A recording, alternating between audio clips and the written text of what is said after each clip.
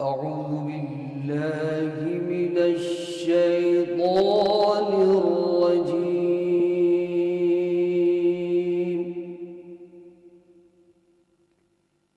بسم الله الرحمن الرحيم. بسم الله الرحمن الرحيم. كل من عليها فان ويبقى وجه ربك ذو الجلال والإكرام. فبأي آلاء ربكما تكذبان؟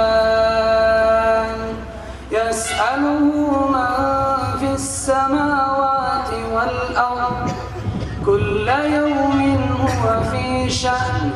فبأي آلاء ربكما تكذبان؟ سنفرغ لكم أيها الثقلان. فبأي آلاء ربكما تكذبان؟ يا معشر الجن والإنس إن استطعتم أن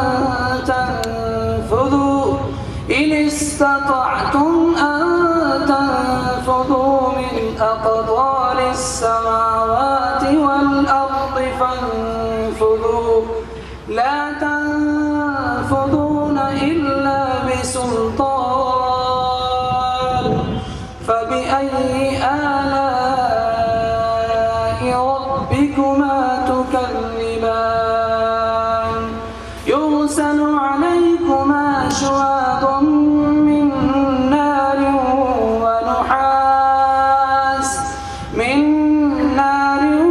ونحاس فلا تنتصران. فبأي آلاء ربكما تكذبان؟ فإذا انشقت السماء فكانت وردة كالدهان. فبأي آلاء ربكما تكذبان؟ فيومئذ لا يسأل عن ذنبه إنس ولا جان. فبأي آلاء ربكما تكذبان؟ يعرف المجرمون بسيماهم فيؤخذ بالنواصي والأقدام. فبأي آلاء ربكما تكذبان؟ هذه جهنم التي يكذب بها المجرمون يطوفون بينها وبين حميم آن. فبأي آلاء ربكما تكذبان؟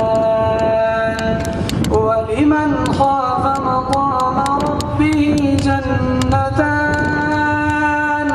فبأي آلاء ربكما تكذبان؟ ذواتا أفنان. فبأي آلاء ربكما تكذبان؟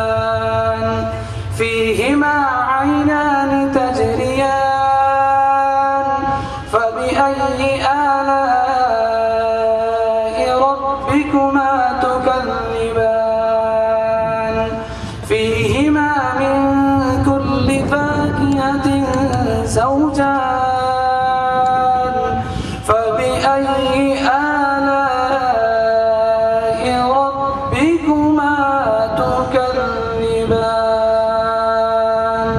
صدق الله العظيم. इस प्रोग्राम की मुनासिबत से चंद अशआर आप हज़रात समाअत फरमाएँ। تنا ہے گلشن جموں میں دیکھو ذل رحمانی، تنا ہے گلشن جموں پہ دیکھو ذل رحمانی، کہ قائم ہو گئی یہ فضل خدا سے بزم نورانی۔ یہاں کے لوگ اہل علم ہیں وحدت کے مت والے، یہاں کے لوگ اہل علم ہیں وحدت کے مت والے، جبینوں پر جھلکتی ہے صدا شان مسلمانی۔ یہاں کی خاک پہ یہ ہو گیا جو منعقد جلسہ، یہاں کی خاک پہ یہ ہو گیا جو منعقد جلسہ ہے، جس میں اجتماع عالمان دین حقانی۔ بشان خسروانہ بزم میں تشریف لائے ہیں، بشان خسروانہ بزم میں تشریف لائے ہیں، وہی کہتے ہیں جن کو فخر سے سجاد نعمانی۔ باتیں اس طرح کرتے ہیں جیسے پھول جڑتے ہیں، باتیں اس طرح سے کرتے ہیں جیسے پھول جڑتے ہیں، زمانہ جانتا ہے خوب حضرت کی سخندانی۔ دل مسرور ان کا عشق رحمانی کا مظہر ہے، دل مسرور ان کا عشق رحمانی کا مظہر ہے، بیاں ہوتا ہے ان کا کاشف اسرار پنہانی۔ بیاں فرماتے ہیں تو یہ دلوں کو موہ لیتے ہیں، بیاں فرماتے ہیں تو یہ دلوں کو موہ لیتے ہیں، زبان درفشاں سے ہے آیا انداز صحبانی۔ ہوئی آمد تو سارے اہل جموں جھوم اٹھے ہیں، ہوئی آمد تو سارے اہل جموں جھوم اٹھے ہیں، دل و جاں سے یہ سارے کر رہے ہیں اب ثنا خوانی۔ جناب مفتی فیض الوحید محترم جو ہیں، جناب مفتی فیض الوحید محترم جو ہیں، جلائی ہے انہوں نے علم فن کی شمع نورانی۔ بڑے بے لوث ہیں خادم ہیں سچے دین و ملت کے، بڑے بے لوث ہیں خادم ہیں سچے دین و ملت کے، انہی کے گھر جناب شیخ نے فرمائی ہے مہمانی۔ سعید کی ہے دعا سجتی رہیں یوں مجلسیں پہ ہم، سعید کی ہے دعا سجتی رہیں یوں مجلسیں پہ ہم، نگہباں گلشن جموں کی ہو خود ذات سبحانی۔ حضرت کے آنے میں تھوڑی سی دیر ہے، اس لیے جو ہے جب تک حضرت تشریف لاتے اس وقت تک متعلم جامعہ مرکز المعارف بٹھنڈی کو دعوت دیتا ہوں کہ وہ تشریف لائیں اور نعت پیش کریں۔ السلام علیکم ورحمۃ اللہ وبرکاتہ۔ چیر کے جس دم دنیا والے میرا سینہ دیکھیں گے، میرا سینہ دیکھیں گے، چیر کے جس دم دنیا والے میرا سینہ دیکھیں گے، میرا سینہ دیکھیں گے، چیر کے جس دم دنیا والے،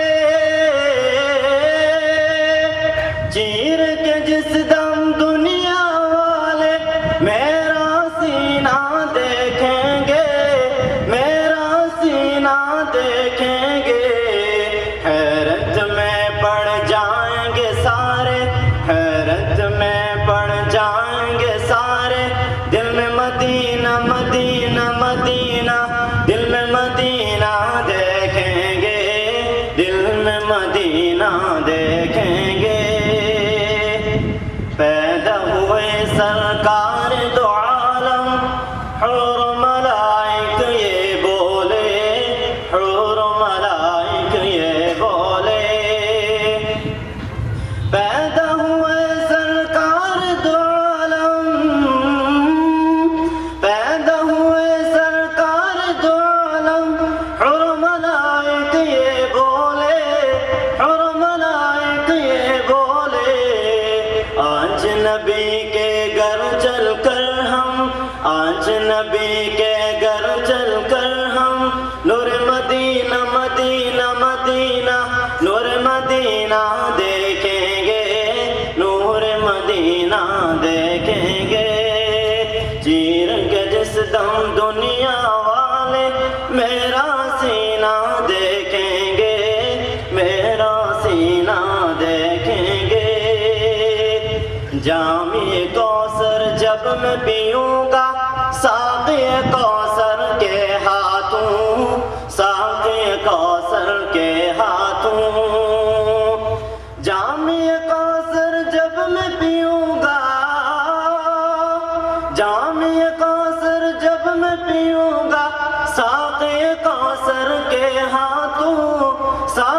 کوثر کے ہاتھوں للچائے نظروں سے منافق، للچائے نظروں سے منافق، نور مدینہ مدینہ مدینہ، نور مدینہ دیکھیں گے، نور مدینہ دیکھیں گے، چیر کے جس دم دنیا والے میرا سینہ دیکھیں گے، میرا سینہ دیکھیں گے، حیرت میں پڑ جائیں گے سارے، دل میں مدینہ مدینہ مدینہ، دل میں مدینہ دیکھیں گے، دل میں مدینہ دیکھیں گے۔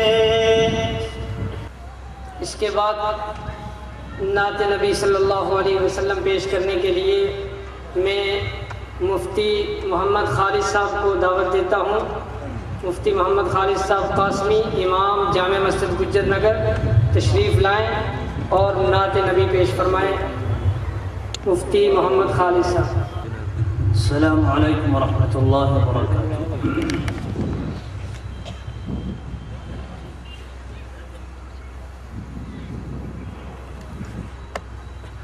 فرش سے عرش تک،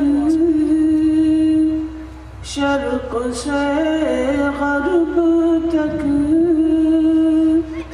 فرش سے عرش تک، شرق سے غرب تک، چاروں سو ہے میرے آقا نام آپ کا، چاروں سو ہے میرے آقا نام آپ کا، آپ کی ذات نور علی نور ہے، آپ کی رضا رب کو منظور ہے، آپ کی ذات نور علی نور ہے، آپ کی رضا رب کو منظور ہے، آپ بے مثل ہیں، کوئی تم سا نہیں، آپ بے مثل ہیں، کوئی تم سا نہیں، رب نے اونچا کیا ہے مقام آپ کا، رب نے اونچا کیا ہے مقام آپ کا، تازگی مل گئی، روشنی مل گئی، آپ کے صدقے سے ہر خوشی مل گئی، تازگی مل گئی، روشنی مل گئی، آپ کے صدقے سے ہر خوشی مل گئی، وہ مسرت کے غم ہے کرم ہی کرم، ہم پہ بے حد خیر الانام آپ کا، فرش سے عرش تک، شرق سے غرب تک، چار سو ہے میرے آقا نام آپ کا، چار سو ہے میرے آقا نام آپ کا۔ سلام۔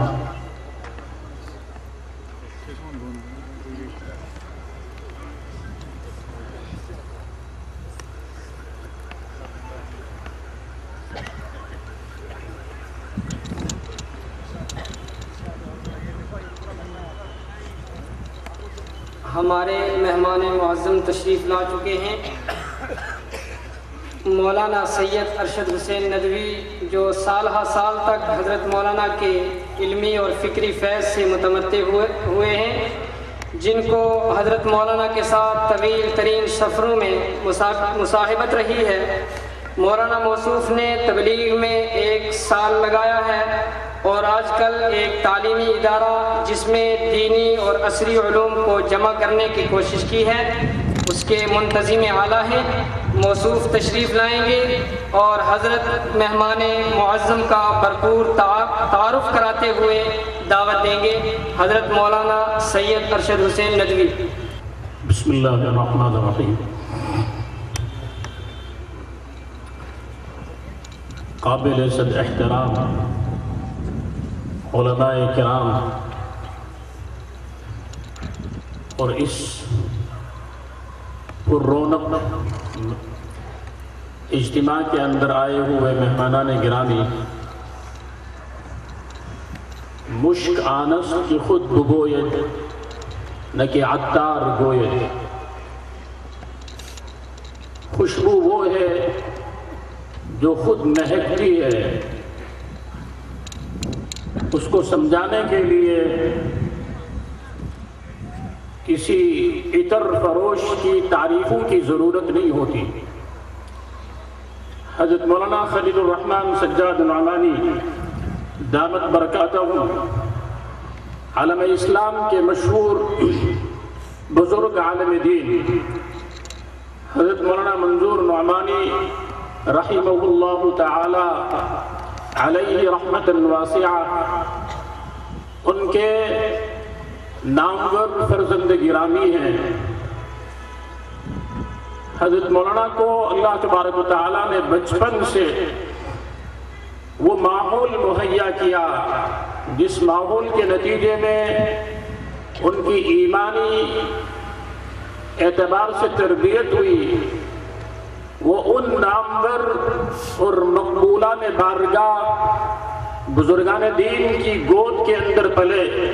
اگر والد گرامی حضرت مولانا منظور نعمانی رحمۃ اللہ علیہ ہیں تو ان کے پوری زندگی کے ہم سفر، ہمدم، ہم ساز حضرت مولانا سید ابوالحسن علی ندوی رحمہ اللہ تعالی، عالم اسلام کی وہ مشہور شخصیت جن کو حرم کعبہ کے ایک سفر کے موقع کے اوپر کلید بردار کعبہ نے چابیاں پیش کی کہ حضرت آپ اپنے دست مبارک سے حرم کعبہ کے دروازے کو کھولیے۔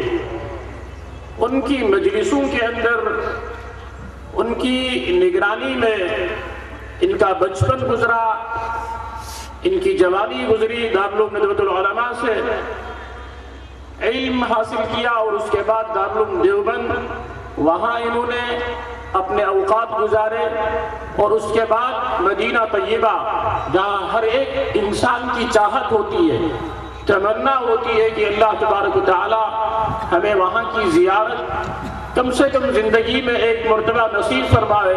اللہ تبارک و تعالی نے حضرت مولانا کو وہاں 10 سال زندگی کے قیمتی لمحات گزارنے کی توفیق عطا فرمائی۔ پھر مدینہ طیبہ محمد مصطفیٰ صلی اللہ علیہ وسلم کی جن کو نسبت ملی ہوتی ہے، ان کا کس قدر وہاں آنا جانا ہوتا ہے، آپ خود اندازہ کر سکتے ہیں کہ جس شخص نے روزے اطہر کے سائے میں اپنی زندگی کے 10 سال گزارے ہوں گے، اس شخص نے کیسے کیسے علماء ربانیین کو دیکھا ہوگا۔ خاص طور سے اس بر صغیر کی عظیم شخصیت حضرت مولانا شیخ العزیز زکریا صاحب کاندھلوی رحمۃ اللہ علیہ، جنہوں نے بعد میں ہجرت کر لی تھی مدینہ طیبہ، ان کے چہیتے مولانا سعید احمد خان صاحب رحمۃ اللہ علیہ، جنہوں نے عالم عرب کے اندر تبلیغ کے میدان کے اندر بہت بڑا تجدیدی کام کیا، ان کے چہیتے، اور پھر اس کے ساتھ ساتھ اللہ تبارک و تعالیٰ نے پورے عالم اسلام کے اسفار، نہ صرف عالم اسلام، تمام عرب ممالک، یورپ، امریکہ، سینٹرل ایشیا، وسط ایشیا، ان ممالک کے اسفار آپ کرتے رہتے ہیں اور مقصد صرف ایک ہے کہ یہ جو اس وقت بلکتی ہوئی انسانیت ہے اس کے درد کا درما کیا جائے، اور آج جو انسانیت مسائل سے دوچار ہے، پریشانیوں کے اندر گرفتار ہے، ان کی پریشانیوں کا حل ان کو بتایا جائے۔ ہزاروں سال نرگس اپنی بے نوری پہ روتی ہے، بڑی مشکل سے ہوتا ہے چمن میں دیداور پیدا۔ اقبال نے ایسے ہی علماء کے لیے یہ اشعار کہے ہیں، نہ پوچھ ان خرقہ پوشوں کی ارادت ہو تو دیکھ ان کو، یہ دے بیضا لیے بیٹھے ہیں اپنی آستینوں میں۔ یہ ہمارے لیے بہت ہی خوشی کے لمحات ہیں، ہمارے لیے اللہ نے خیر اور سعادت کو مقدر کیا ہے کہ اللہ تبارک و تعالیٰ نے ان قیمتی لمحات کو اس وقت حضرت مولانا کے سامنے بیٹھنے کی توفیق عطا فرمائی۔ اللہ تبارک و تعالیٰ جو حضرت کے دل کے اندر درد ہے، جو فکر ہے، جو کڑن ہے، جو انسانیت کی کامیابی اور کامرانی کی تمنائیں ہیں، اللہ تبارک و تعالیٰ ان جذبات اور ان احساسات کو حضرت مولانا کے قیمتی الفاظ کے ذریعے ہمارے دلوں کے اندر منتقل فرماوے، اور اللہ تبارک و تعالیٰ اس مجلس کو دارین کے اعتبار سے ہمارے لیے بہترین خزانہ بنا دے۔ انہی الفاظ کے ساتھ میں حضرت مولانا سے گزارش کروں گا کہ وہ تشریف لائیں اور اپنے قیمتی کلمات سے ہم سب کی قسمتوں کو جگائیں۔ حضرت مولانا خلیل الرحمن سجاد نعمانی دامت برکاتہ۔ الحمدللہ والسلام علی عبادہ الذین اصطفى، اما بعد۔ اعوذ باللہ من الشیطان الرجیم، بسم اللہ الرحمن الرحیم۔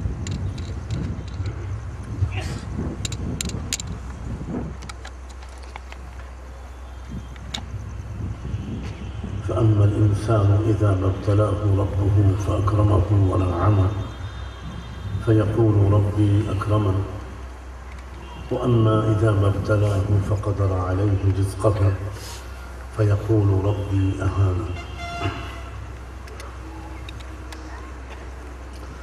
وقال صلى الله عليه وآله وسلم: عجبا لأمر المؤمن أمره كله خير، إذا أصابته ضراء شكر فكان خيرا له، وإذا أصابته ضراء صبر فكان خيرا له، أو كما قال صلى الله عليه وآله وسلم۔ سبحان ربك رب العزة عما يصفون، وسلام على المرسلين، والحمد لله رب العالمين۔ اللهم صل على سيدنا محمد وعلى آل سيدنا محمد وبارك وسلم۔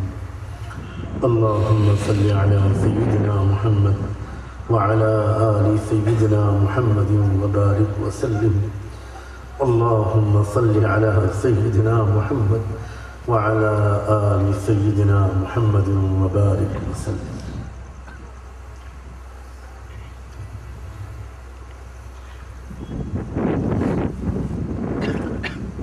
دعا فرمائیے کہ اللہ تعالیٰ میرے لیے آسان فرمائے، میں تھوڑے سے وقت میں اور آسان سے لفظوں میں صحیح نیت کے ساتھ وہ باتیں عرض کر سکوں جو ہمیں اور آپ کو اپنے اللہ سے جوڑ دے، اور ہمارے درمیان آپس میں بھی جوڑ اور محبت بڑھا دے۔ کہنے والے کی زبان، اس کا دل دماغ، یہ سب بھی اللہ ہی کے ہاتھ میں ہے، اور سننے والوں کے دل دماغ بھی اللہ ہی کے ہاتھ میں۔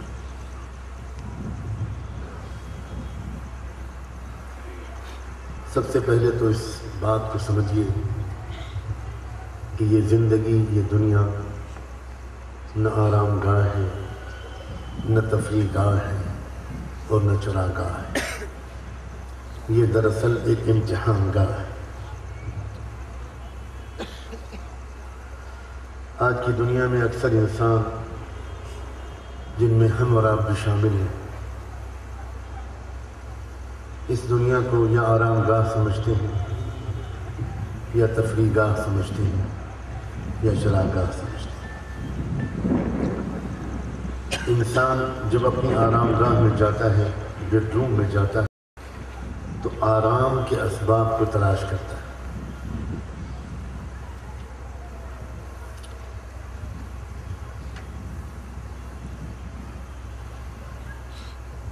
دنیا کی بہت بڑی تعداد آج ایسے انسانوں کی ہو گئی ہے جو اس دنیا میں بس آرام تلاش کرتے رہتے ہیں، جن کی پوری زندگی آرام کی تلاش میں گزرتی ہے، حالانکہ ان میں سے اکثر کو اس دنیا میں حقیقی آرام نہیں ملتا۔ بہت سے لوگ ہیں جو اس دنیا کو تفریح گاہ سمجھتے ہیں،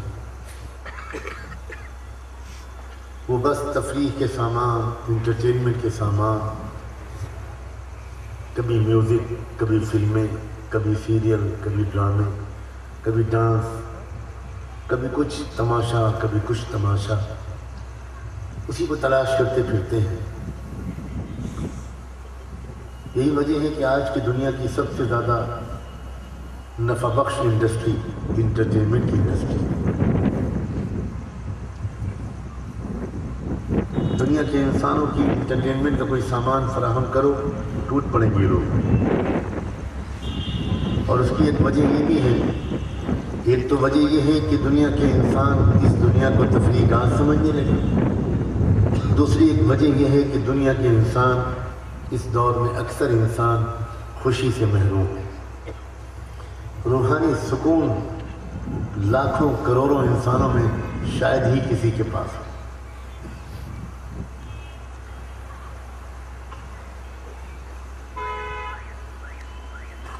یہ تو ہوئی بات کچھ مالداروں کی، باقی دنیا کی آبادی کی اکثریت، پوری دنیا کی آبادی انسانی دنیا کو چراگاہ سمجھ رہی ہے۔ چراگاہ میں جب جانور لے جایا جاتا ہے تو وہاں نہ آرام کی تلاش ہوتی ہے نہ تفریح کی، وہاں تو پیٹ بھرنے والے چارے کی تلاش ہوتی ہے۔ ہم میں سے بہت سے لوگ پوری دنیا کی اپنی عمر کاٹ دیتے ہیں صرف چارے کی تلاش میں۔ حالانکہ سچی بات یہ ہے کہ یہ دنیا نہ آرام گاہ ہے، نہ تفریح گاہ ہے، نہ چراگاہ ہے۔ اصل میں یہ دنیا ایک امتحان گاہ ہے۔ امتحان ہال میں جب کوئی طالب علم جاتا ہے تو نہ وہاں وہ آرام کو تلاش کرتا ہے، نہ تفریح کو تلاش کرتا ہے، نہ کھانے پینے کا سامان تلاش کرتا ہے۔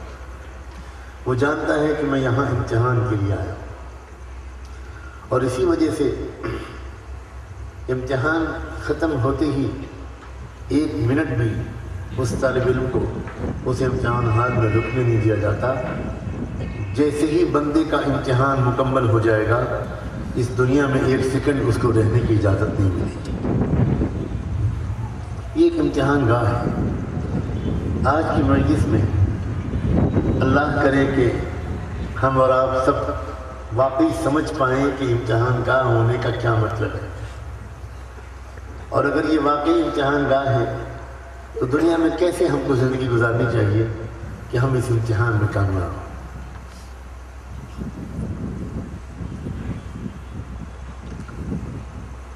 ہر لمحے میرا اور آپ کا اور دنیا کے ہر انسان کا امتحان ہوتا رہتا ہے۔ امتحان لینے والا میرا اور آپ کا پیدا کرنے والا ہے، اور امتحان کے جواب کوئی رٹ کر، بول کر، لکھ کر بندہ نہیں دیتا، بندی نہیں دیتی، بلکہ امتحان میں سوالوں کا جواب جو ہمیں اور آپ کو اس دنیا میں دینا پڑتا ہے وہ اپنے ریئیکشن سے دینا پڑتا ہے، اپنے حال سے، اپنے عمل سے دینا پڑتا ہے۔ اس کو ذرا سمجھیے۔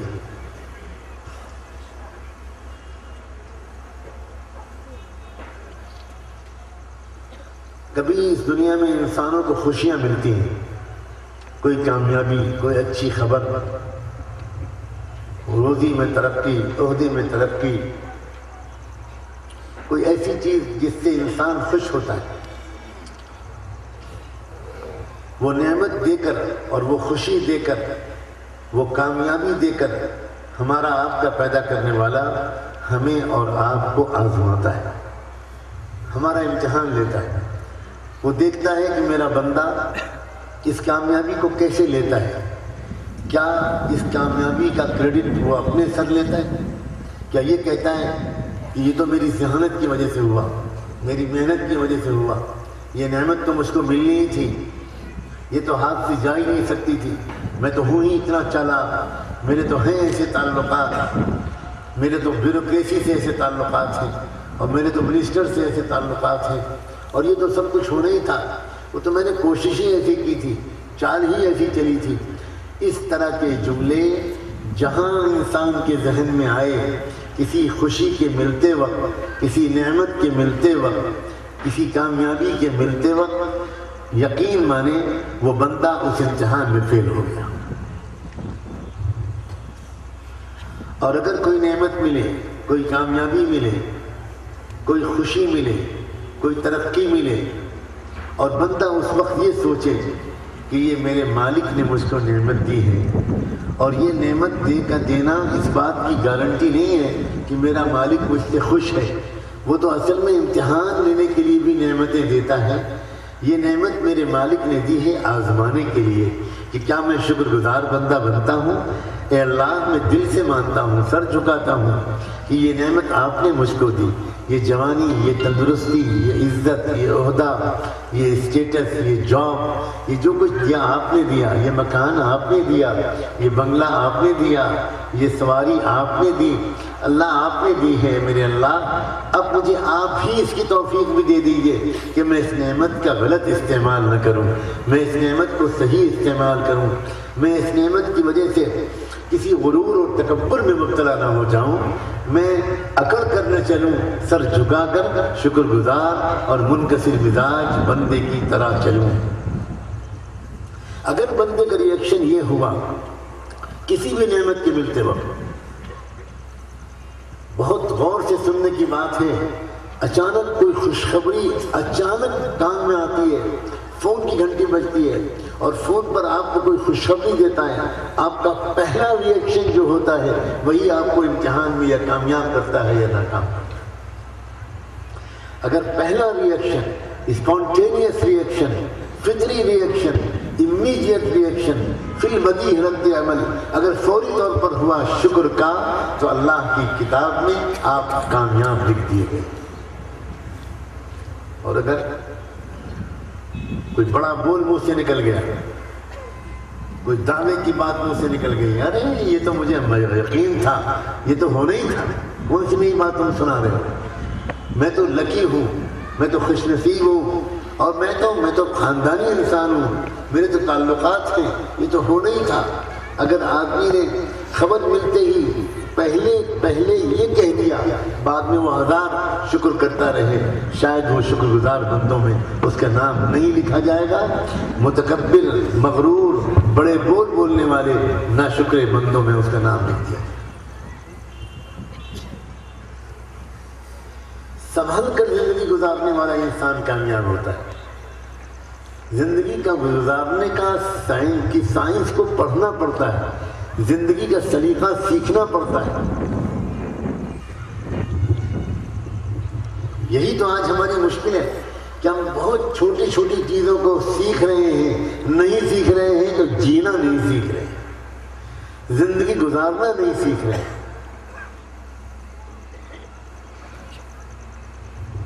کبھی امتحان لیتے ہیں اللہ تعالیٰ کوئی غم دے کر، کوئی پریشانی، کوئی بیماری، کوئی صدمہ، کوئی تکلیف، کوئی الجھن، کوئی ٹینشن، کوئی چیلنج، کبھی روزی کی تنگی، کبھی کوئی مقدمہ، کبھی کچھ لوگ ہمارے مخالف ہو جاتے ہیں. وہ حالات ہمارے سامنے آتے ہیں جو ہمارے نفس کو پسند نہیں ہوتے. یہ بھی امتحان کے طور پر آتا ہے. اللہ تعالیٰ دیکھنا چاہتے ہیں کہ میرے بندے کا ریئیکشن کیا ہے. اگر بندہ پریشانی میں مبتلا ہوتا ہے، اس کے گھر میں کوئی بیمار ہو جاتا ہے، کوئی اور چیلنج اس کے سامنے آتا ہے، کوئی غم، کوئی صدمہ اس کے سامنے آتا ہے، اور وہ اس کا ریئیکشن یہ ہوتا ہے کہ یہ کیا مصیبت ہے، یہ بیماری نے، پریشانی نے میرا گھر کے دروازہ کیوں دیکھ لیا ہے، آدمی کو ذرا شکایت ہونے لگتی ہے اللہ سے، اپنی قسمت کو برا بھلا کہنے لگتا ہے، مایوس ہونے لگتا ہے، بدگمان ہونے لگتا ہے، تو یقین مانے پریشانی تو اس کو آئی ہی تھی، لیکن اس سے بڑی پریشانی یہ آ گئی کہ اللہ کے ہاں اس کو ناکام لکھ دیا جاتا۔ اور اس کے برعکس اگر پریشانی آئی مجھ پر یا آپ پر، اللہ نہ کرے، اللہ آپ کو ہمیشہ عافیت میں رکھے، اللہ ہمیشہ عافیت میں رکھے، لیکن دنیا میں بہرحال نرم گرم ہر قسم کے حالات ہر ایک پر آتے ہی ہیں۔ اب پریشانی اگر آئی، اور پریشانی کے آتے ہی، بیماری کے آتے ہی، الجھن کے آتے ہی بندہ ایک دم سے سوچنے لگا میرا رب بے خبر نہیں ہے، اور میرا رب بے رحم نہیں ہے، اور میرا رب بے بس نہیں ہے، اور یہ پریشانی خود سے نہیں آئی ہے، یہ میرے رب نے ہی بھیجی ہوگی، یقیناً میری کوئی غلطی ہے، میرا کوئی گناہ ہے، کچھ مجھ میں کمی ہے، میرا رب بڑا مہربان ہے۔ وہ تھوڑے دنوں تک انتظار کرتا رہا کہ شاید میں اپنی اصلاح کر لوں، جب میں اصلاح نہیں کر سکا تو اس نے کوئی پریشانی بھیج کر اور پریشانی کا الارم بجا کر مجھے اپنی طرف متوجہ کیا ہے۔ اللہ میں توبہ کرتا ہوں، میں معافی مانگتا ہوں، اللہ یہ پریشانی تو چھوٹی بھیجی آپ نے، مستحق تو میں اس سے زیادہ کا تھا، اللہ آپ اس کو دور بھی کر دیجئے، اور میری اندر کی جو کمی ہے، جو خرابی ہے، چاہے وہ آنکھ غلط دیکھتی ہو، کان غلط سنتے ہو، زبان غلط بولتی ہو، حلال حرام کا فرق نہ ہو کمائی میں، انسان پریشانی میں مبتلا ہونے کے بعد قسمت کو کوسنے کے بجائے، دشمن کو کوسنے کے بجائے، کسی اور کو برا بھلا کہنے کے بجائے اپنے جائزہ لینے لگے اور اپنی غلطیوں کو دور کرنے کی کوشش کرتے ہوئے اپنے رب سے معافی مانگنے لگے، تو اس پریشانی کو بھیجنے کے نتیجے میں اللہ تعالیٰ اس امتحان میں اس کو کامیاب قرار دے۔ یہ بات عام طور پر آج لوگوں کو معلوم نہیں ہے۔ عام طور سے لوگوں کے ذہن میں زندگی کے رازوں کے بارے میں کچھ معلومات نہیں۔ رحمت دو عالم صلی اللہ علیہ وآلہ وسلم آئے اس لیے کہ ہم انسانوں کو جینے کا طریقہ سکھائیں، ہمیں بتائیں کہ خوشیوں کے لمحات کو کیسے گزارو اور پریشانیوں کے لمحات کو کیسے گزارو، پریشانیوں کا مقابلہ کیسے کرو اور خوشیوں کا مقابلہ کیسے کرو۔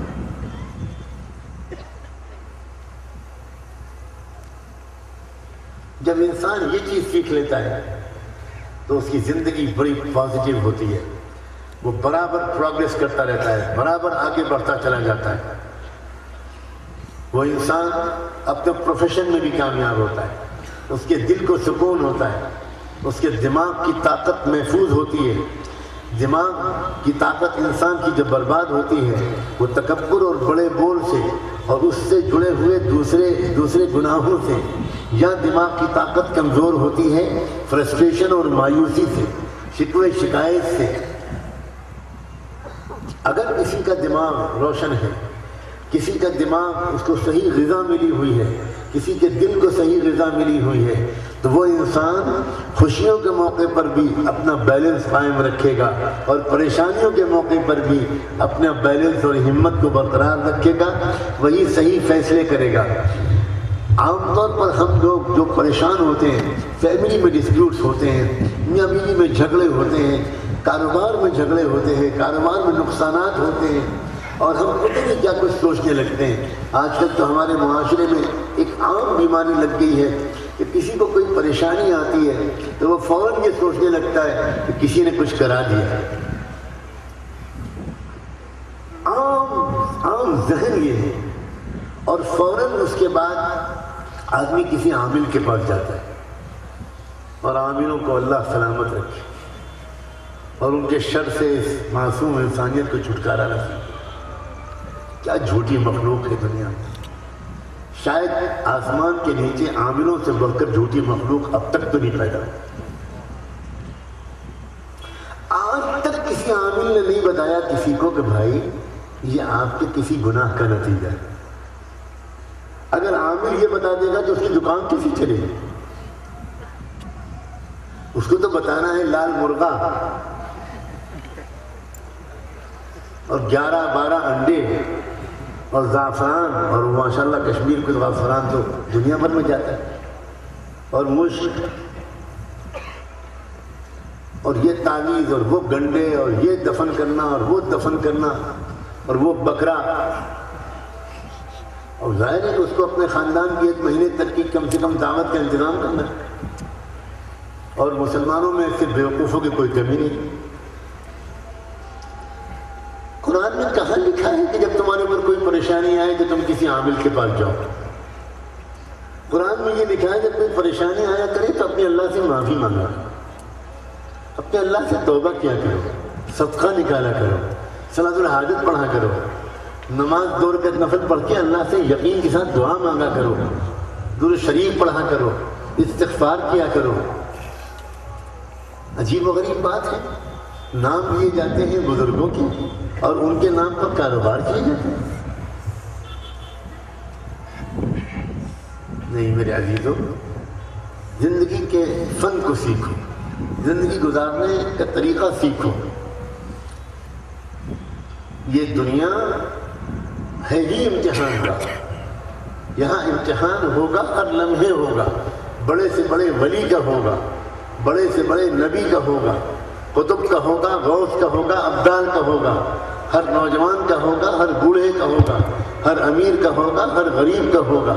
یہ تو دنیا میں، دنیا سجائی ہی اسی لیے اللہ نے، دنیا بنائی ہی اس لیے ہے کہ دنیا میں اللہ اپنے بندوں اور بندیوں کو دیکھنا چاہتا ہے کہ میرے بندے کس طرح کی زندگی گزارتے ہیں، شکر گزار بندے بنتے ہیں یا متکبر اور مغرور بندے بنتے ہیں۔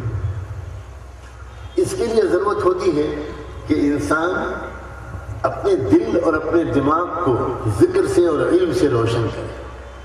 دیکھو 2 چیزیں ہیں دنیا میں جو انسان کو اٹھاتی ہیں، انسان کو ایک کامیاب انسان بناتی ہیں، انسان کو بہت سمجھدار اور میچور انسان بناتی ہیں، انسان کے اندر قوت برداشت پیدا کرتی ہیں، معاف کرنے کا مزاج انسان کا بنتا ہے، اس کے منہ کے بول میٹھے ہوتے ہیں، وہ خاندان میں سب کو جوڑ کر لے کر چلتا ہے، اچھا پڑوسی ثابت ہوتا ہے۔ وہ انسان جس کا دل اچھا ہو اور جس کا دماغ روشن ہو، وہی انسان اپنی بیویوں کے لیے اچھا شوہر ثابت ہوتا ہے، اپنے ماں باپ، اپنے بچوں کے لیے اچھے ماں باپ ثابت ہوتا ہے، اپنے بھائی بہنوں کے لیے اچھا بھائی بہن ثابت ہوتا ہے، اپنے پڑوسیوں کے لیے اچھا پڑوسی ثابت ہوتا ہے۔ رحمت دو عالم صلی اللہ علیہ وآلہ وسلم نے جو امت تیار کی تھی، کیا بہترین لوگ تھے، کیا بہترین انسان تھے۔ لوگوں مزہ آ جائے، آج فرشتے بھی جھوم جائیں اگر آج اس عیدگاہ کے میدان میں جمع ہونے والا اللہ کے پیاروں کا یہ مجمع آج سچے دل سے توبہ کر کے نئے سرے سے اپنی اصلاح کا سفر شروع کرے۔ ذرا نظر ڈالو،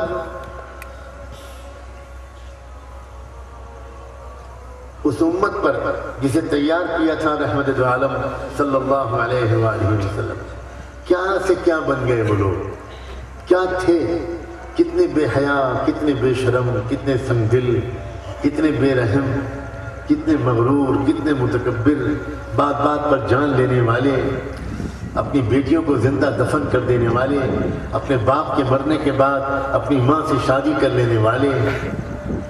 کتنی گندی حرکتیں تھیں کہ ان کا ذکر کرتے ہوئے شرم آتی۔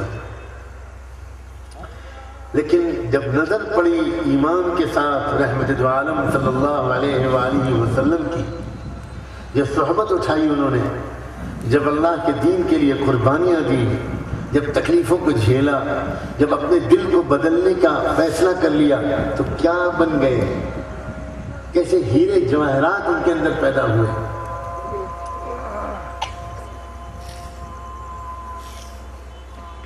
ایک دکان کھلی ہوئی ہے شام کے شہر حمص میں، ایک مسلمان صحابی دکان کھولے بیٹھے، ایک عیسائی کسٹمر آتا ہے، کرسچن، ملک ہے عیسائیوں کا، ایک کسٹمر آتا ہے کرسچن، اور ان مسلمان دکاندار سے پوچھتا ہے کہ بھائی تمہارے پاس جو ہے، جو سمجھتے ہیں آپ نے؟ دکاندار کہتا ہے کہ ہاں جو ہے میرے پاس۔ مگر برا نہ مانیے، میں یہ آپ سے گزارش ہے کہ جو مجھ سے لینے کے بجائے وہ جو سامنے دکان کھلی ہوئی ہے اس سے لے لیجیے۔ وہ آدمی حیران ہوتا ہے کہ بھئی جب آپ کے پاس جو ہے تو آپ مجھے کیوں نہیں دیتے، دوسری دکان کا پتہ کیوں بتاتے ہیں؟ جواب دیتا ہے وہ، اور کوئی بات نہیں ہے، میرے پاس آج صبح سے اب تک 2-3 گاہک آ چکے ہیں اور میرے بچوں کی آج کی روزی کا انتظام ہو چکا ہے، لیکن میں دیکھ رہا ہوں کہ وہ دکان جو سامنے کھلی ہوئی ہے ابھی تک صبح سے اس کے پاس کوئی گاہک نہیں آیا، تو آپ اگر وہاں سے لے لیں گے تو اس کے بھی کچھ بکری ہو جائے۔ جس دکان کا پتہ بتا رہا ہے یہ مسلمان، وہ مسلمان کی دکان نہیں، وہ ایک کرسچن کی دکان تھی، اور یہ مسلمان اس کرسچن کا بھلا چاہتا ہے، اس کا خیر خواہ ہے، اس کا ہمدرد ہے، اس لیے کہ اسلام نے اس کو یہی سکھایا تھا کہ تمام انسانوں کا بھلا چاہو، تمام انسانوں کے خیر خواہ بن جاؤ، تم امتی اس کے ہو جو رحمت للعالمین تھی صلی اللہ علیہ وسلم۔ نتیجہ کیا نکلا؟ یہ کسٹمر کرسچن اس دکان پر گیا، وہاں سے اس نے وہ جو خریدی، لیکن جو خریدنے کے بعد سیدھے اپنے گھر جانے کے بجائے وہ آ کر واپس اسی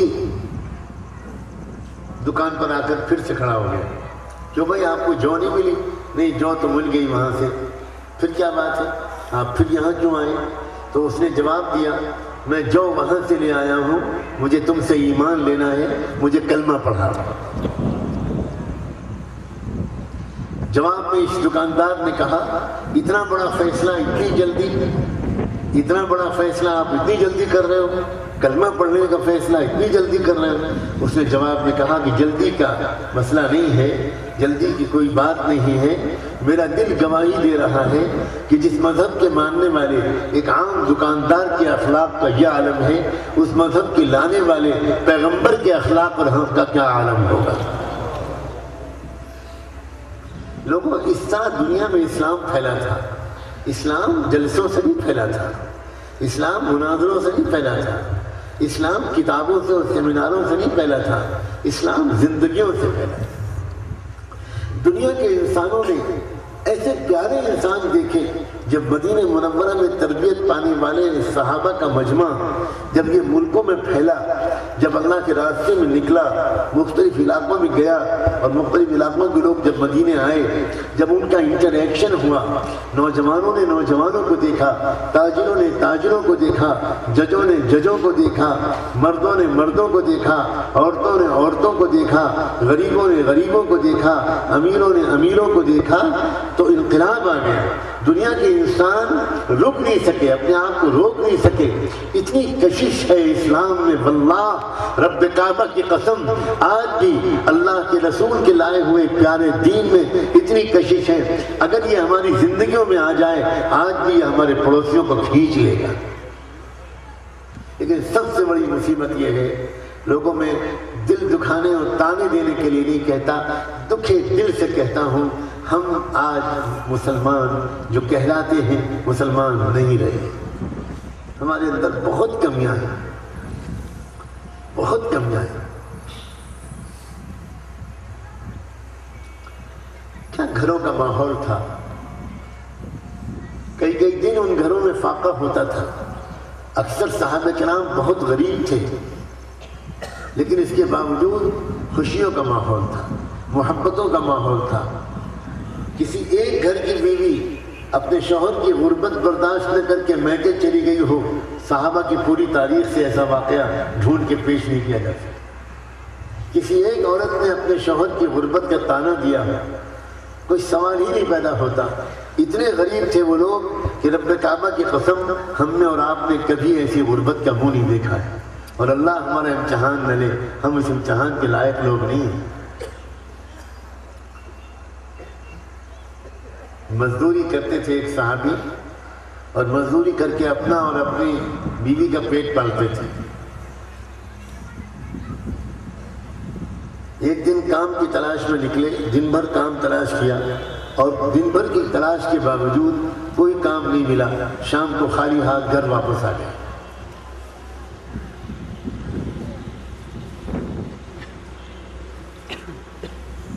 بھوک لگی تھی، کہنے لگے بیوی سے کہ کچھ کھو تو کھانا کھلاؤ۔ بیوی نے جواب میں کہا کہ میں تو آپ کو کل ہی بتا چکی تھی کہ جو کچھ بھی گھر میں ہے وہ ختم ہو چکا ہے، اب میں تو انتظار میں تھی کہ آپ محنت مزدوری کے لیے جا رہے ہیں، کچھ کمائیں گے، کچھ لے کر آئیں گے، میں پکاؤں گی، آپ کو بھی کھلاؤں گی، خود بھی کھاؤں گی۔ شوہر نے کہا بھائی میں نے دن بھر کوشش تو بہت کی مگر مجھے کوئی کام ہی نہیں ملا، تو میں تو جیسے گیا تھا ویسے ہی خالی ہاتھ واپس آ گیا۔ بیوی نے شوہر کے جواب میں ایک غم کا اثر دیکھا تو بیوی نے شوہر کو سنبھالتے ہوئے کہا اے لوگوں ذرا سوچو۔ بیوی نے کیا کہا؟ بیوی نے کہا میرے سرتاج، روزانہ ہم لوگ کھانا کھا کر اپنی مرضی کے مطابق سوتے تھے، آج اللہ کی مرضی یہی ہے کہ ہم اور آپ دونوں بھوکے سوئیں، تو ہم اور آپ خوشی خوشی اللہ کے فیصلے کے سامنے سر جھکاتے ہیں۔ آج ہم اللہ کی مرضی کے مطابق بھوکے سوتے ہیں، اور ذرا اس کو سوچ کر خوش ہو جائیے کہ اللہ خوش ہو جائے، اللہ کی مرضی پر ہم خوش ہو جائیں گے تو وہ خوش ہو جائے گا۔ لہٰذا ہم ہٹا دیجئے بھوک کا اور اللہ کی مرضی کو سوچ کر خوش ہو جائے گا۔ سلام ہو اس بیوی پر، کیا ہمت والی بیوی ہے، کیا وفادار بیوی ہے، کیا سمجھدار بیوی ہے۔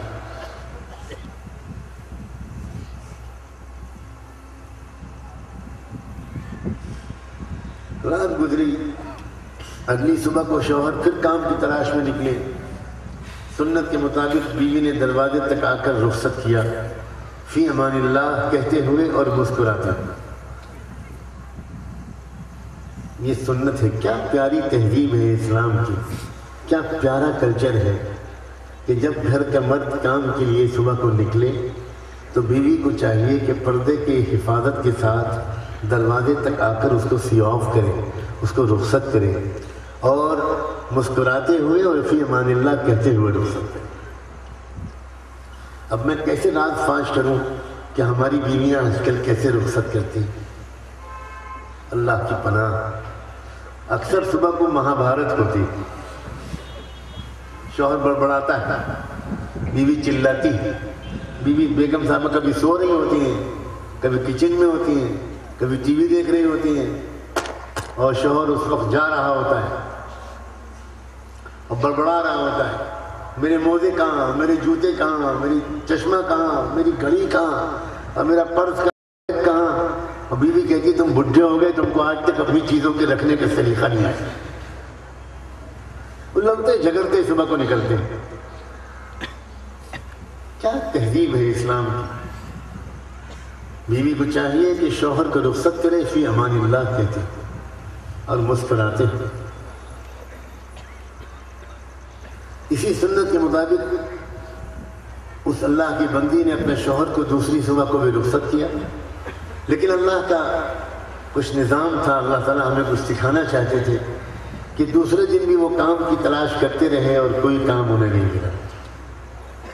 دوسری شام بھی خالی ہاتھ گھر واپس آنا پڑا، کچھ نہیں تھا ساتھ۔ پھر دوسری رات میں دونوں کے درمیان وہی بات چیت ہوئی، اللہ کی مرضی کو ایک دوسرے کو یاد دلایا، ہمت کے ساتھ حالات کے مقابلے کا عہد دہرایا اور یہ کہا کہ دیکھیں اللہ تعالیٰ کے فیصلے سے یہ ہوا ہے نا، اگر اللہ کی مرضی ہوتی کہ آپ کو کچھ کام ملتا تو ضرور ملتا، آپ نے تلاش میں کوئی کمی نہیں کی لیکن پھر بھی کام نہیں ملا، اللہ تعالیٰ کی طرف سے مرضی یہی ہے، لہذا خوش ہو جائیں ہم لوگ۔ میرے اور آپ کے آقا حضرت محمد الرسول اللہ نے یہی تو سکھایا ہے کہ اللہ کی مرضی کے سامنے سر جھکا دیں، اسی کا نام تو ایمان ہے۔ چلیے بسم اللہ۔ پھر دونوں دوسری رات بھی بھوکی گزار دیں۔ کہہ دینا میرے لیے دوستو بہت آسان ہے، سن لینا آپ سب کے لیے بہت آسان ہے، لیکن 2 رات اور 2 دن کا فاقہ اللہ ہی بچائے۔ ہمارا اور آپ کا حال تو یہ ہے کہ آدھا گھنٹہ اگر چائے لیٹ ہو جاتی ہے تو سر میں درد ہو جاتا ہے۔ تیسری صبح کو پھر سنت کے مطابق بیوی نے رخصت کیا، لیکن آج ایک نئی بات یہ ہوئی کہ چند قدم شوہر جو چلے تو بیوی کو کچھ یاد آ گیا اور بیوی نے پھر پکارا، اپنے شوہر کو آواز دی، ذرا 1 منٹ واپس آئیے، ایک بات کہنا چاہتی تھی، بھول گئی۔ شوہر واپس آیا، کیا بات ہے، ابھی تو تم نے مجھے رخصت کیا۔ تو بیوی نے کہا کہ اصل میں ایک بات کہنا چاہتی تھی، اس لیے آپ کو دوبارہ بلایا ہے۔ اتنے دن سے میں آپ کے ساتھ ہوں، آپ کے تقوی کی میں سب سے بڑی گواہ ہوں۔ میں جانتی ہوں کہ آپ اپنے لیے کوئی غلط کام نہیں کریں گے، لیکن مجھ سے آپ کو جو محبت ہے اور آپ میرا جتنا خیال رکھتے ہیں، اس کی وجہ سے مجھے تھوڑا سا ڈر ہے کہ آج بھی اگر کہیں آپ کو کوئی کام نہ ملا تو کہیں آپ میرے خیال سے، میری تکلیف کے خیال سے کوئی حرام لقمہ لے کر نہ آ جائیں۔ اللہ کے لیے اگر آج آپ کو کام نہ ملے تو آج بھی آپ خالی ہاتھ واپس آ جائیے گا، کوئی حرام لقمہ لے کر مت آئیے۔ اب بتاؤ ذرا، جس شوہر کو ایسی بیوی ملے، جس گھر میں ایسی عورت ہو، وہ گھر اللہ کی نظر میں چمکتا نہیں ہوگا؟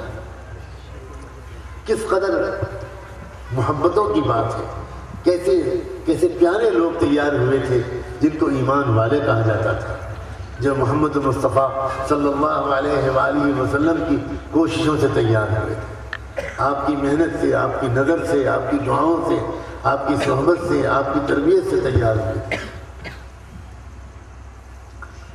سینکڑوں واقعات ہیں، ایک تاریخ بنائی ہے ان لوگوں نے۔ اسی کو دیکھ دیکھ کر لوگ اپنے دل بدلتے تھے، اسی کو دیکھ دیکھ کر لوگ کلمہ پڑھتے تھے۔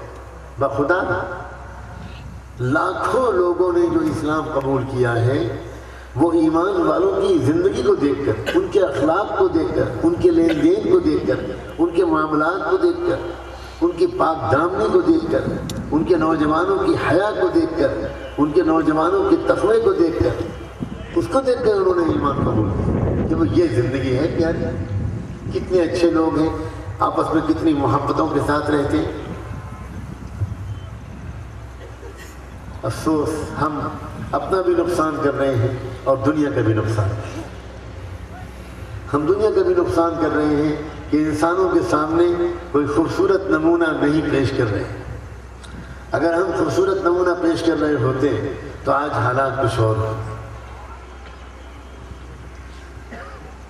جو کچھ بھی دیر ہو گئی اور غلطی ہو گئی، اللہ تعالیٰ معاف فرما دے اگر یہ امت اجتماعی توبہ کر، اگر یہ امت اجتماعی طور پر معافی مانگے اور ایک مضبوط فیصلہ کر لے، ہر نوجوان، ہر بوڑھا، ہر امیر، ہر غریب، ہر مرد اور عورت، کہ مجھے اپنی زندگی کو بدلنا ہے۔ زندگی کو بدلنا کوئی مشکل کام نہیں ہے، ایک مضبوط ارادہ چاہیے، ایک فیصلہ چاہیے۔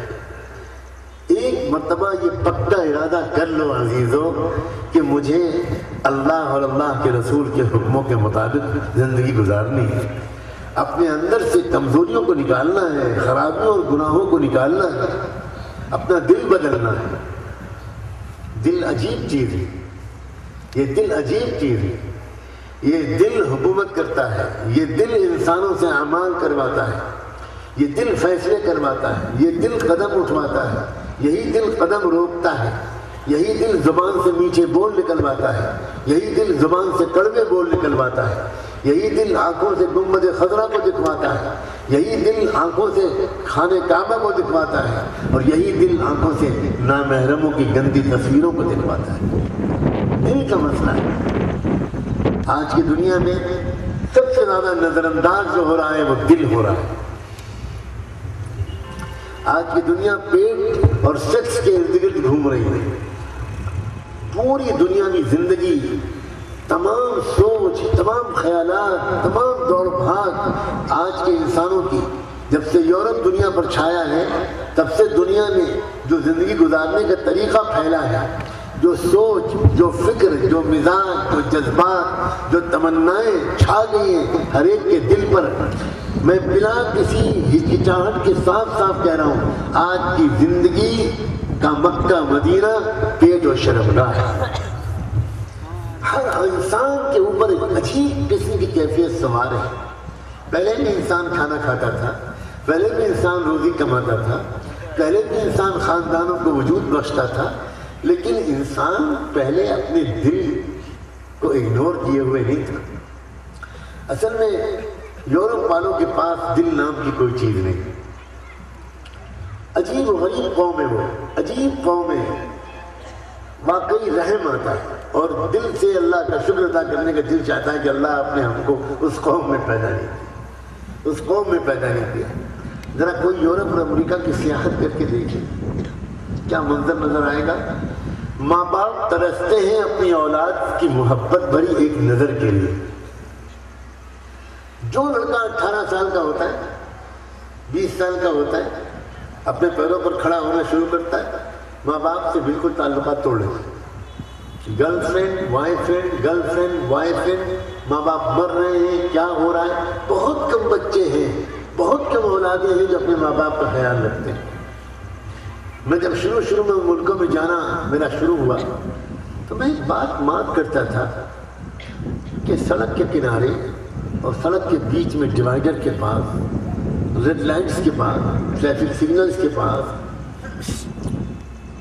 بہت سے لوگ کھڑے ہیں۔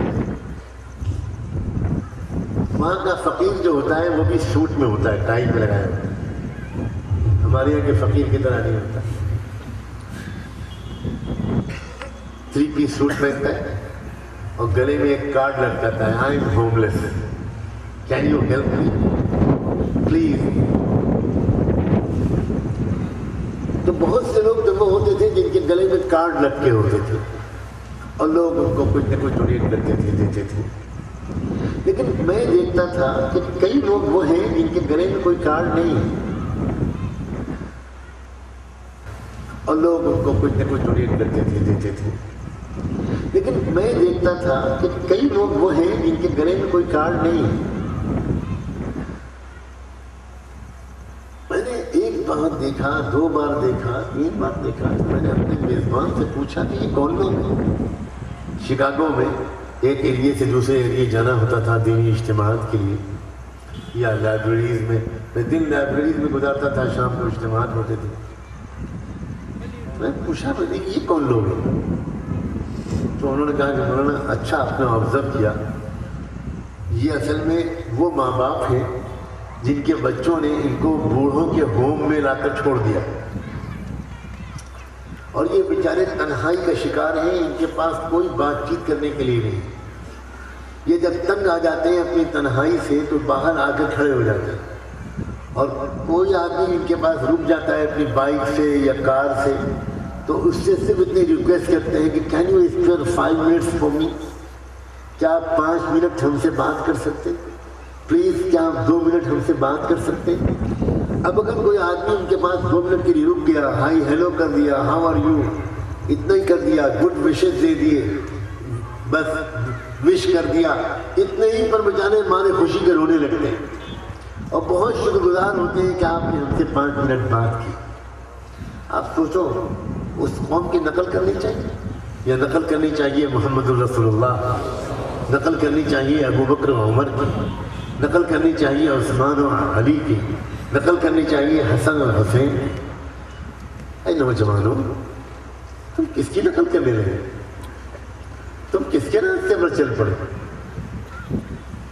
بدکاریاں کرنا، بے حیائیوں کے کام کرنا، ناجائز تعلقات قائم کرنا، فلموں کو دیکھنا نوجوان مسلمان کی شان نہیں ہے۔ یہ تمہارے لیے زیب نہیں دیتا۔ مجھے زبان لڑکھڑاتی ہے جب میں ایسے موضوعات کو چھیڑتا ہوں، میرا دل اجازت نہیں دیتا۔ یہاں کے علماء مجھ سے کہتے ہیں کہ اب معاشرے میں بہت بگاڑ آ رہا ہے، اس موضوع پر کھل کر بات کیجیے، لیکن میں جب بات کرنا چاہتا ہوں تو مجھے ہچکچاہٹ ہوتی ہے۔ میں کیا مسلمان نوجوانوں کو یہ سمجھاؤں کہ تم اتنی پستی میں مت گرو؟ میں کیسے مان لوں کہ اس شہر کے یا اس علاقے کے مسلمان نوجوانوں کے اندر اتنی گراوٹ آ گئی؟ تم کس کی امتی ہو؟ تمہیں کل کیا منہ دکھاؤ گے محمد رسول اللہ؟ کس حیثیت سے ان کے سامنے جا کر کھڑے ہو گے ذرا بتاؤ۔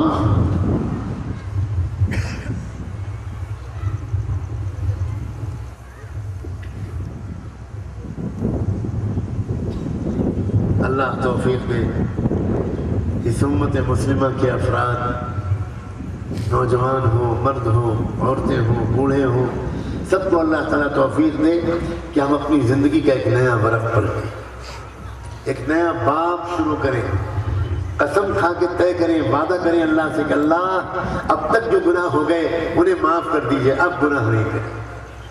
اب گناہوں کے قریب نہیں جائیں گے، اب اچھے ماحولوں میں جائیں گے، اب نیک ماحولوں میں جائیں گے، اب کوشش کریں گے اس بات کی۔ دیکھو نوجوانوں، میں بڑی محبت کے ساتھ ان سے کہتا ہوں، مجھے ایک بات کا بہت احساس ہو رہا ہے، باہر کے ملکوں میں جانے کی وجہ سے وہ احساس تازہ ہو جاتا ہے کہ ہم بہت پیچھے ہیں۔ دنیا کے ملکوں کے مسلمان نوجوان اب تیزی کے ساتھ اصلی اور مکمل اسلام کی طرف واپس آ رہے ہیں، اپنی غلطیوں کا اقرار کر کے اللہ سے معافی مانگ رہے ہیں، زندگیاں بدل رہے ہیں۔ ہمارے یہاں رفتار ابھی بہت سست ہے، بہت بڑی تعداد ہے جو ابھی تک گندے گندے کاموں میں پھنسی ہوئی ہے۔ اللہ تبارک و تعالیٰ توفیق دے، اللہ ہمت دے، اللہ تعالیٰ ایک مضبوط ارادے کی طاقت دے۔ فیصلہ اپنی زندگی کو بدل ڈالو اپنی زندگی کو اللہ کے بندوں۔ دنیا انتظار کر رہی ہے، سچ کہہ رہا ہوں، دنیا انتظار کر رہی ہے۔ دنیا ایک عجیب ڈیلیما میں پھنسی ہوئی ہے۔ جن زندگیوں میں اب تک وہ لت پت ہے، جس تہذیبوں پر وہ چل رہی ہے، جس قسم کی تہذیبوں پر، اس سے دنیا کو اطمینان تشفی نہیں مل رہی۔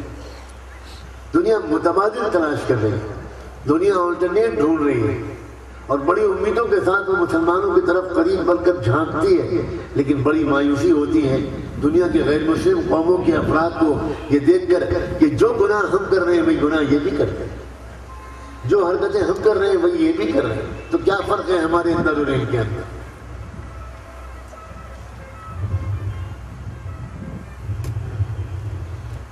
اللہ تبارک و تعالیٰ نیک توفیق عطا فرمائے۔ مضبوط فیصلہ کرو، آپس میں جوڑ اور الفت پیدا کرو، اللہ کے بندو جوڑ الفت پیدا کرو۔ بہت ہی دکھ ہوتا ہے اس بات کی خبریں سن کر کہ ہمارے درمیان آپس میں پھوٹ ڈالنے کی کوششیں کی جا رہی، عجیب عجیب طریقے کی نفرت دلانے والی، ایک دوسرے کو کافر کہنے والی، ایک دوسرے کا مذاق اڑانے والی، ایک دوسرے کا دل توڑنے والی۔ اللہ کی پناہ، اللہ کی پناہ۔ اسلام کو دشمن ہی بہت ہیں ہمارا دل دکھانے کے لیے۔ کیا ہم بھی یہ خدمت اپنی اس خدمت کے لیے پیدا کیے گئے؟ تو برائے وصل کردن آمدی، نئے برائے فصل کردن آمدی، یہ عاجز محبت اور اتحاد کا پیغام لے کر آیا ہے۔ آپس میں مل جل کر رہو، اگر کچھ اختلاف ہے تو اس اختلاف کو علمی دنیا تک محدود رہنے دو، محدود رہنے دو۔ اس کی وجہ سے گھروں میں تفریقے، نکاحوں کا ٹوٹ جانا، طلاقوں کا دینا، عورتوں کے ساتھ زیادتیاں کرنا، مسجدوں کے اماموں کو نکالنا، آپس میں ایک دوسرے پر کفر کے فتوے لگانا اور طرح طرح کی باتیں کرنا، ان چیزوں سے بہت بہت مذاق ہوتا ہے۔ اور مجھے تو لگتا ہے کہ کہیں نہ کہیں کوئی سازش ہے اس کے پیچھے، ہمارے درمیان پھوٹ ڈال کر ہمارے شیرازے کو بکھیرنے کے لیے کوئی سازش ہے۔ کوئی اختلافی بات کرنے لگے، خدا کے لیے اس سے کہو کہ بھائی اختلافی بات مت کیجیے، محبت کی بات کیجیے، جوڑ کی بات کیجیے، اتحاد کی بات کیجیے، ایک دوسرے کو معاف کرنے کا مزاج بنائیے ہمارا۔ آپ ایک دوسرے کے خلاف بھڑکانے کے لیے آئے ہیں۔ ذوق و مزاج تو الگ الگ ہوتا ہے، یہ تو انسانوں کی فطرت ہے۔ جس طرح شکل صورت اللہ نے الگ الگ بنائی ہے، جس طرح اللہ نے انگلیوں کے پورے الگ الگ بنائے ہیں، جس طرح آوازیں الگ الگ بنائی ہیں، اسی طرح انسانوں کا مزاج، ان کا ذوق، وہ بھی الگ الگ بنائے۔ اگر کوئی کوشش کرے کہ ساری دنیا کے انسان میرے مزاج پر آ جائیں تو یہ ناممکن ہے، یہ بالکل ناممکن ہے۔ حضرت صدیق اکبر اور سیدنا عمر فاروق، ان دونوں کا مزاج بھی الگ الگ تھا۔ ایک کے مزاج میں بہت نرمی کا غلبہ تھا، ایک کے مزاج میں شدت تھی، اور رحمت عالم صلی اللہ علیہ وآلہ وسلم نے دونوں کو پیار کے ساتھ اپنے ساتھ رکھا۔ دونوں کی صلاحیتوں کا فائدہ انسانیت کو پہنچا۔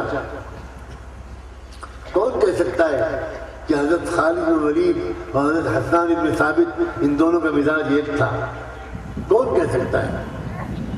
کون کہہ سکتا ہے کہ حضرت حسن اور حضرت حسین ان دونوں جنت کے نوجوانوں کے امام و سردار، دونوں شہزادے رحمت عالم صلی اللہ علیہ وآلہ وسلم کے دونوں نواسے، کون کہہ سکتا ہے کہ ان دونوں کا مزاج ایک تھا؟ کون کہہ سکتا کہتا ہے کہ سیدنا عثمان غنی، عبد الرحمن بن عوف اور سیدنا ابو ذر غفاری کا مزاج ایک تھا؟ الگ الگ ذوق و مزاج ہوتے، کسی کے مزاج پر عاشقی کا غلبہ ہوتا ہے، کسی کے مزاج پر قانون کے حدود کی رعایت کا غلبہ ہوتا ہے، کسی کے مزاج پر نرمی کا غلبہ ہوتا ہے، کسی کے مزاج پر انفرادیت کا غلبہ ہوتا ہے، کسی کے مزاج پر اجتماعیت کا غلبہ ہوتا ہے، کچھ اصول پسند، سخت اصول پسند ہوتا ہے، کچھ لچکدار مصلحت اندیش ہوتا ہے، الگ الگ قسم کے مزاج ہوتے ہیں۔ ایک فیملی کے اندر 2-4 لوگ ہوتے ہیں، ان کا بھی سب کا مزاج ایک نہیں ہوتا، ایڈجسٹ کر کے رہنا پڑتا ہے، کمپرومائز کر کے رہنا پڑتا ہے، آپس میں ایک دوسرے کے ساتھ سمجھوتا کر کے انڈرسٹینڈنگ کے ساتھ رہنا پڑتا ہے، تب ایک فیملی ایک کوہیژن کے ساتھ آگے بڑھتی ہے۔ یہ اتنی بڑی امت، اس میں تو مختلف مزاج ہوں گے، یقیناً مختلف مزاج ہوں گے۔ وقت کا تقاضا ہے، اسلام کا پیغام ہے کہ آپس میں لڑائی جھگڑے اختلافات سے گریز کرو، اپنی دل کی فکر کرو، اللہ کے بندو اپنی نمازوں کی فکر کرو، اچھی نمازیں پڑھو، دھیان کے ساتھ نمازیں پڑھو، جی لگا کر نماز پڑھو، نماز کا شوق دل میں پیدا ہو، ایک نماز کے بعد دوسری نماز کا انتظار دل کو رہنے لگے، اذان سنتے ہی انسان کو ایک خوشی حاصل ہو، اللہ کا شکر ہے ایک نماز زندگی میں انشاءاللہ اور مل جائے گی، ایک نماز اور ملے گی، شاید یہی نماز میری مغفرت کروائے۔ آدمی شوق کے ساتھ رکوع کرے، شوق کے ساتھ سجدہ کرے۔ جس کی نماز اچھی ہوتی ہے یقین مانو اس کے دل کو سکون ملتا ہے، اس کے اخلاق اچھے ہوتے ہیں، اس کے مزاج میں بردباری اور شرافت کا غلبہ ہو جاتا ہے، وہ غصے ور نہیں رہتا، وہ چڑچڑے مزاج کا نہیں ہوتا۔ نماز بہت دور تک تبدیلی لاتی ہے، زبردست تبدیلی آتی ہے، اندر اتر جاتی ہے نماز، اگر نماز ڈھنگ سے پڑھی جائے، اگر نماز ذرا شوق سے پڑھی جائے، ذرا توجہ سے پڑھی جائے۔ اے میرے پیارے لوگوں، ذرا نماز کی اہمیت کو سمجھو، نماز کی اہمیت کو سمجھو۔ ہمارے یہاں تو اب یہ حالت ہو گئی ہے کہ دینی جلسوں میں بھی نماز کا تذکرہ کم ہو گیا، ادھر ادھر کی باتیں بہت ہونے لگی، ماڈرن باتیں بہت ہونے لگی، لیکن وہ باتیں جن سے دل بدلتا ہے، جن سے زندگیاں بدلتی ہیں، جن کی وجہ سے گناہوں سے چھٹکارا ملتا ہے، ان باتوں کا تذکرہ کم ہو گیا۔ یہ عاجز اپنے آپ کو مخاطب بنا کر بھی کہتا ہے، آپ سب سے بھی محبت سے کہتا ہے، نماز پر ذرا خاص دھیان دیں، نماز پر خاص توجہ کریں، نماز جتنی اچھی پڑھیں گے انشاءاللہ اتنا زیادہ نفع ہوگا، اتنا زیادہ آپ محسوس کریں گے، آپ کی طبیعت میں ہلکا پن ہے، آپ کو نیند اچھی آئے گی، آپ کی صحت پہ اچھا اثر پڑے گا، آپ کے اخلاق اچھے ہوں گے، آپ گھر میں مسکراتے ہوئے داخل ہوں گے، گھر کے اندر خوشیوں کا ماحول بنائیں گے۔ اسلام یہ چاہتا ہے کہ گھروں کے اندر خوشیوں کا ماحول، گھروں کے اندر مسکراہٹوں کا ماحول ہو، تناؤ کا ماحول، غصے کا ڈانٹ ٹپٹ کا ماحول، خوف و دہشت کا ماحول نہ گھر کے اندر پسند ہے نہ گھر کے باہر پسند ہے۔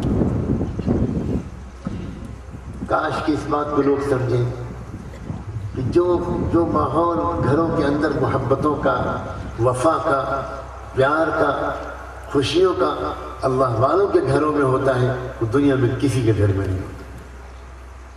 لوگ سمجھتے نہیں اس بات میں، لوگ سمجھتے ہیں دین کا نفع اگر ہوگا تو آخرت میں ہوگا۔ لوگوں، دین کا پہلے فائدہ تو دنیا میں ملتا ہے۔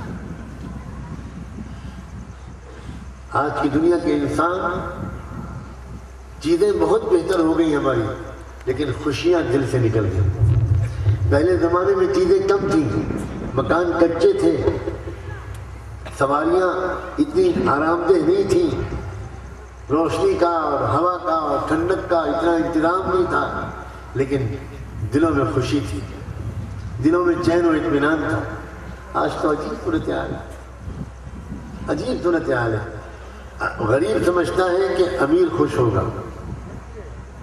ہم بہت پریشان ہیں اس لیے کہ غریب ہیں، امیر کہتا ہے کہ غریبوں کے تو مزے ہیں، ہماری تو مصیبت ہے، آج سیل ٹیکس کا مقدمہ ہے، انکم ٹیکس کا ہے، آج پولیس کو بھی ہفتہ دینا ہے، آج اس کو بھی یہ کرنا ہے، اس کو بھی وہ کرنا ہے، اور آج یہ مسئلہ ہے، آج وہ مسئلہ ہے۔ آج وہ ایک عجیب مصیبت، وہ بھی سمجھتا ہے کہ یہ مزے میں، مرد کہتے ہیں کہ ساری پریشانی تو ہماری ہے، عورتیں مزے میں، عورتیں کہتی ہیں کہ ساری پریشانی ہماری ہے، مرد مزے میں۔ بچہ چھوٹا ہوتا ہے، وہ سوچتا ہے ابھی تو میں چھوٹا ہوں، یہ سب لوگ میرے اوپر حکومت کر رہے ہیں، ذرا میں بڑا ہو جاؤں گا تب میں سب سے بدلہ لوں گا، ٹھیک کروں گا سب، یہ لے آؤ وہ لے آؤ، اسکول میں کلاس ورک، ہوم ورک ایک مصیبت ہے، ہر test, weekly test, monthly test, پھر ایگزام، ذرا بڑا ہو جاؤں، اس سب امتحانوں سے چھٹی ملے پھر میں ٹھیک کروں، پھر میں خوش ہوں گا۔ اب وہ اور بڑا ہوتا ہے، اب سوچتا ہے کہ تھوڑے دن کی بات ہے، شادی ہو جائے پھر میں خوش ہوں، پھر تو وہ مزہ آئے گا جو شاہ جہاں کو ممتاز محل کے ساتھ آیا کرتا تھا۔ او ہو، پھر تو میں یہ کروں گا وہ کروں گا، ایسے خواب دیکھتا ہے، اور شادی کے بعد کہتا ہے کہ اللہ یہ میری پہلی اور آخری غلطی تھی، معاف کر دے۔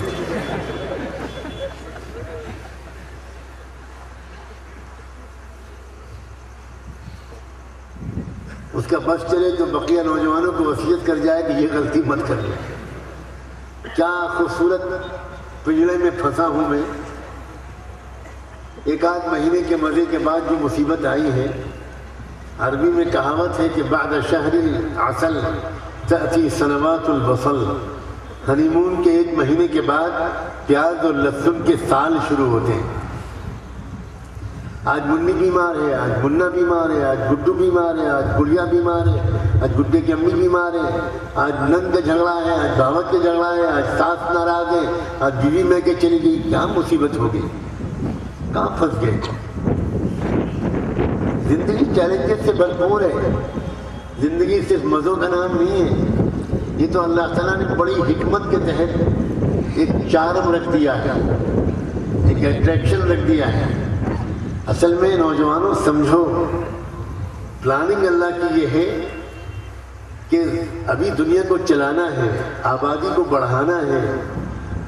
اگر انسان کا بچہ اگر ایک خاندان میں وجود میں آئے گا تب اس کی ٹھیک سے کیئر ہو پائے گی۔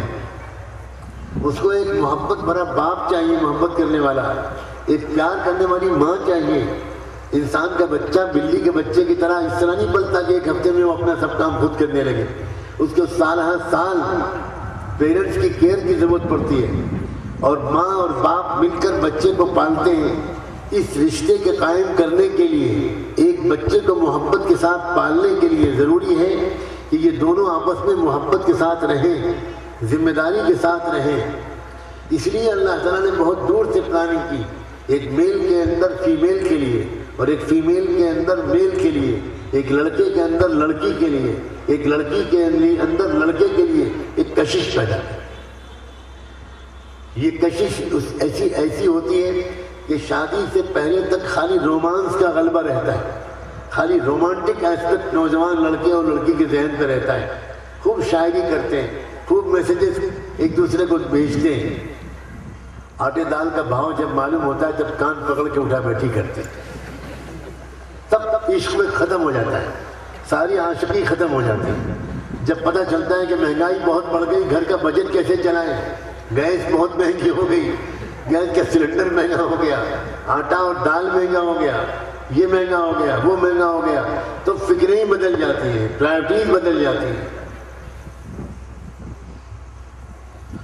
میں تو کہا کرتا ہوں کہ اگر یہ رومانس نہ ہوتا، یہ رومانٹک ایسپیکٹ نہ ہوتا، یہ ایک کشش نہ ہوتی ایک دوسرے کی طرف، تو سچی بات یہ ہے کہ کوئی نوجوان لڑکا لڑکی وہ شادی کرنے پر آمادہ ہی نہ ہوتا۔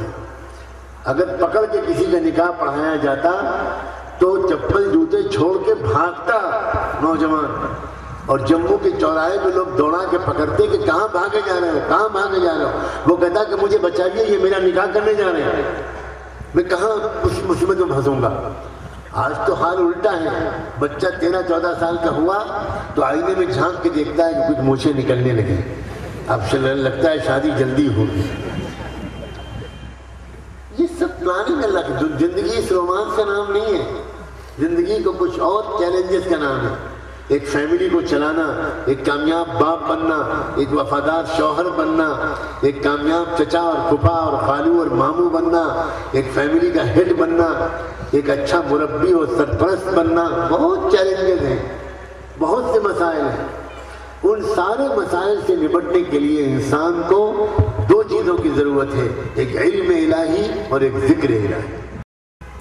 جس انسان نے ضروری طور پر اللہ تعالیٰ کا اتارا ہوا علم سیکھ لیا، اور جس انسان نے اپنے دل میں اللہ کی یاد بسا لی، اچھی نماز پڑھنے لگا، قرآن کی تلاوت روز کرنے لگا، اچھے کلمات زبان سے نکالنے لگا، وہی انسان آگے چل کر اچھا شوہر بنتا ہے، اچھا باپ بنتا ہے، اچھا مربی بنتا ہے، اچھا تاجر بنتا ہے، اچھا پڑوسی بنتا ہے۔ اور جس انسان نے اپنے دل کو اور دماغ کو اگنور کیا اور صرف پیٹ اور سیکس کے اندر گھومتا رہا، اسی کے پیچھے دیوانہ، اسی کے تذکرے، اسی کی باتیں، اسی کے خیالات، اسی کے خواب، اسی کے ارمان، اسی کے لیے دوڑ دھوپ، اسی کے لیے سفر، یہ انسان کبھی دنیا میں مطمئن زندگی نہیں گزار سکتا، کبھی خوشیوں بھری زندگی نہیں گزار سکتا۔ یقین مانو، خوشیوں کا تعلق جیب سے اور پیٹ سے نہیں ہے، خوشیوں کا تعلق دل سے ہے۔ آپ اپنی زبان میں آپس میں جب خوشی کا اظہار کرتے ہیں تو کیا کہتے ہیں؟ آپ یہ کہتے ہیں کہ میرا دل آج بہت خوش ہے۔ آپ کبھی نہیں کہتے کہ میرا پیٹ آج بہت خوش ہے۔ آپ کبھی نہیں کہتے کہ میرا دماغ آج بہت خوش ہے۔ آپ کسی سے محبت کا اظہار کرتے ہیں تو آپ یہ تو کہتے ہیں کہ میرے دل میں تمہاری بہت محبت ہے۔ کبھی نہیں کہتے کہ میری زبان تم سے بہت محبت کرتی ہے۔ ایک بار ذرا کہہ کے دیکھیے اپنی بیوی سے کہ میری زبان تم سے بہت محبت کرتی ہے، کھانا بند ہو جائے گا۔ وہ یہی کہے گی کہ آج تم پہلی بار سچ بول رہے۔ میں تو ہمیشہ سے کہتی تھی کہ تم مجھ سے دل سے پیار نہیں کرتے، تم صرف زبانی جمع خرچ کرتے ہو۔ آج واقعی سچ تمہاری زبان سے نکلا ہے کہ تم کہہ رہے ہو کہ میری زبان تم سے بہت پیار کرتی ہے۔ یاد کا تعلق دل سے ہوتا ہے، محبت کا تعلق دل سے ہوتا ہے، خوشی کا تعلق دل سے ہوتا ہے۔ اور دل جو خوش ہوتا ہے، اللہ نے بنایا ہے یہ دل، اللہ سے بہتر کوئی نہیں جانتا کہ یہ دل کس چیز سے خوش ہوگا۔ اللہ چاہتے ہیں کہ ساری دنیا کے انسان خوش رہیں، اسی لیے انسانوں کے دلوں کی خوشی کا راز اللہ نے انسانوں پر فاش کیا، اور بڑی اہمیت کے ساتھ انسانوں کو مخاطب کر کے ارشاد فرمایا، الا بذکر اللہ تطمئن القلوب۔ دل کے کانوں سے سنو کہ صرف اللہ کے ذکر سے دلوں کو اطمینان پیدا ہو۔ آج کے زمانے میں تو اللہ کا ذکر کا رواج ہی ختم ہوتا چلا جاتا ہے۔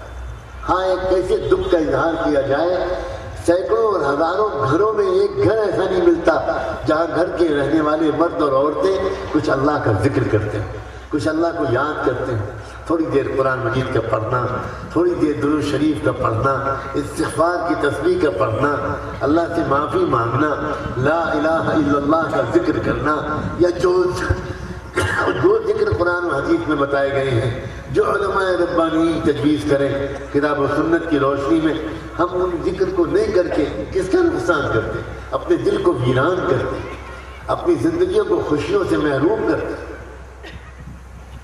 میں اکثر ایک لطیفہ سنا کر اس بات کو سمجھایا کرتا ہوں، ایک لطیفے کے ذریعے، کہ خوشی کا تعلق کس چیز سے۔ ایک بادشاہ سلامت بیمار ہوئے۔ بادشاہ سلامت اس وقت چونکہ بیمار ہیں اس لیے خوش نہیں ہے، تو چلو کسی اور کا کرتا مانگتے ہیں جو خوش ہوگا۔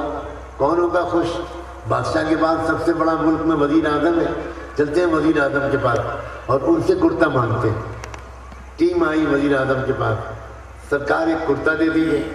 کیوں بھائی، کیوں چاہیے کرتا میرا؟ اصل میں بادشاہ سلامت کے علاج کے لیے آپ نے جن حکیم صاحب کو بلایا تھا، ان حکیم صاحب نے نسخہ لکھا ہے کہ کسی ایسے آدمی کا کرتا ان کو پہنا دیا جائے جو ہمیشہ خوش رہتا ہو۔ آپ سے بڑھ کر خوش آدمی تو کوئی ہوگا نہیں، اس لیے آپ اپنا کرتا دے دیں۔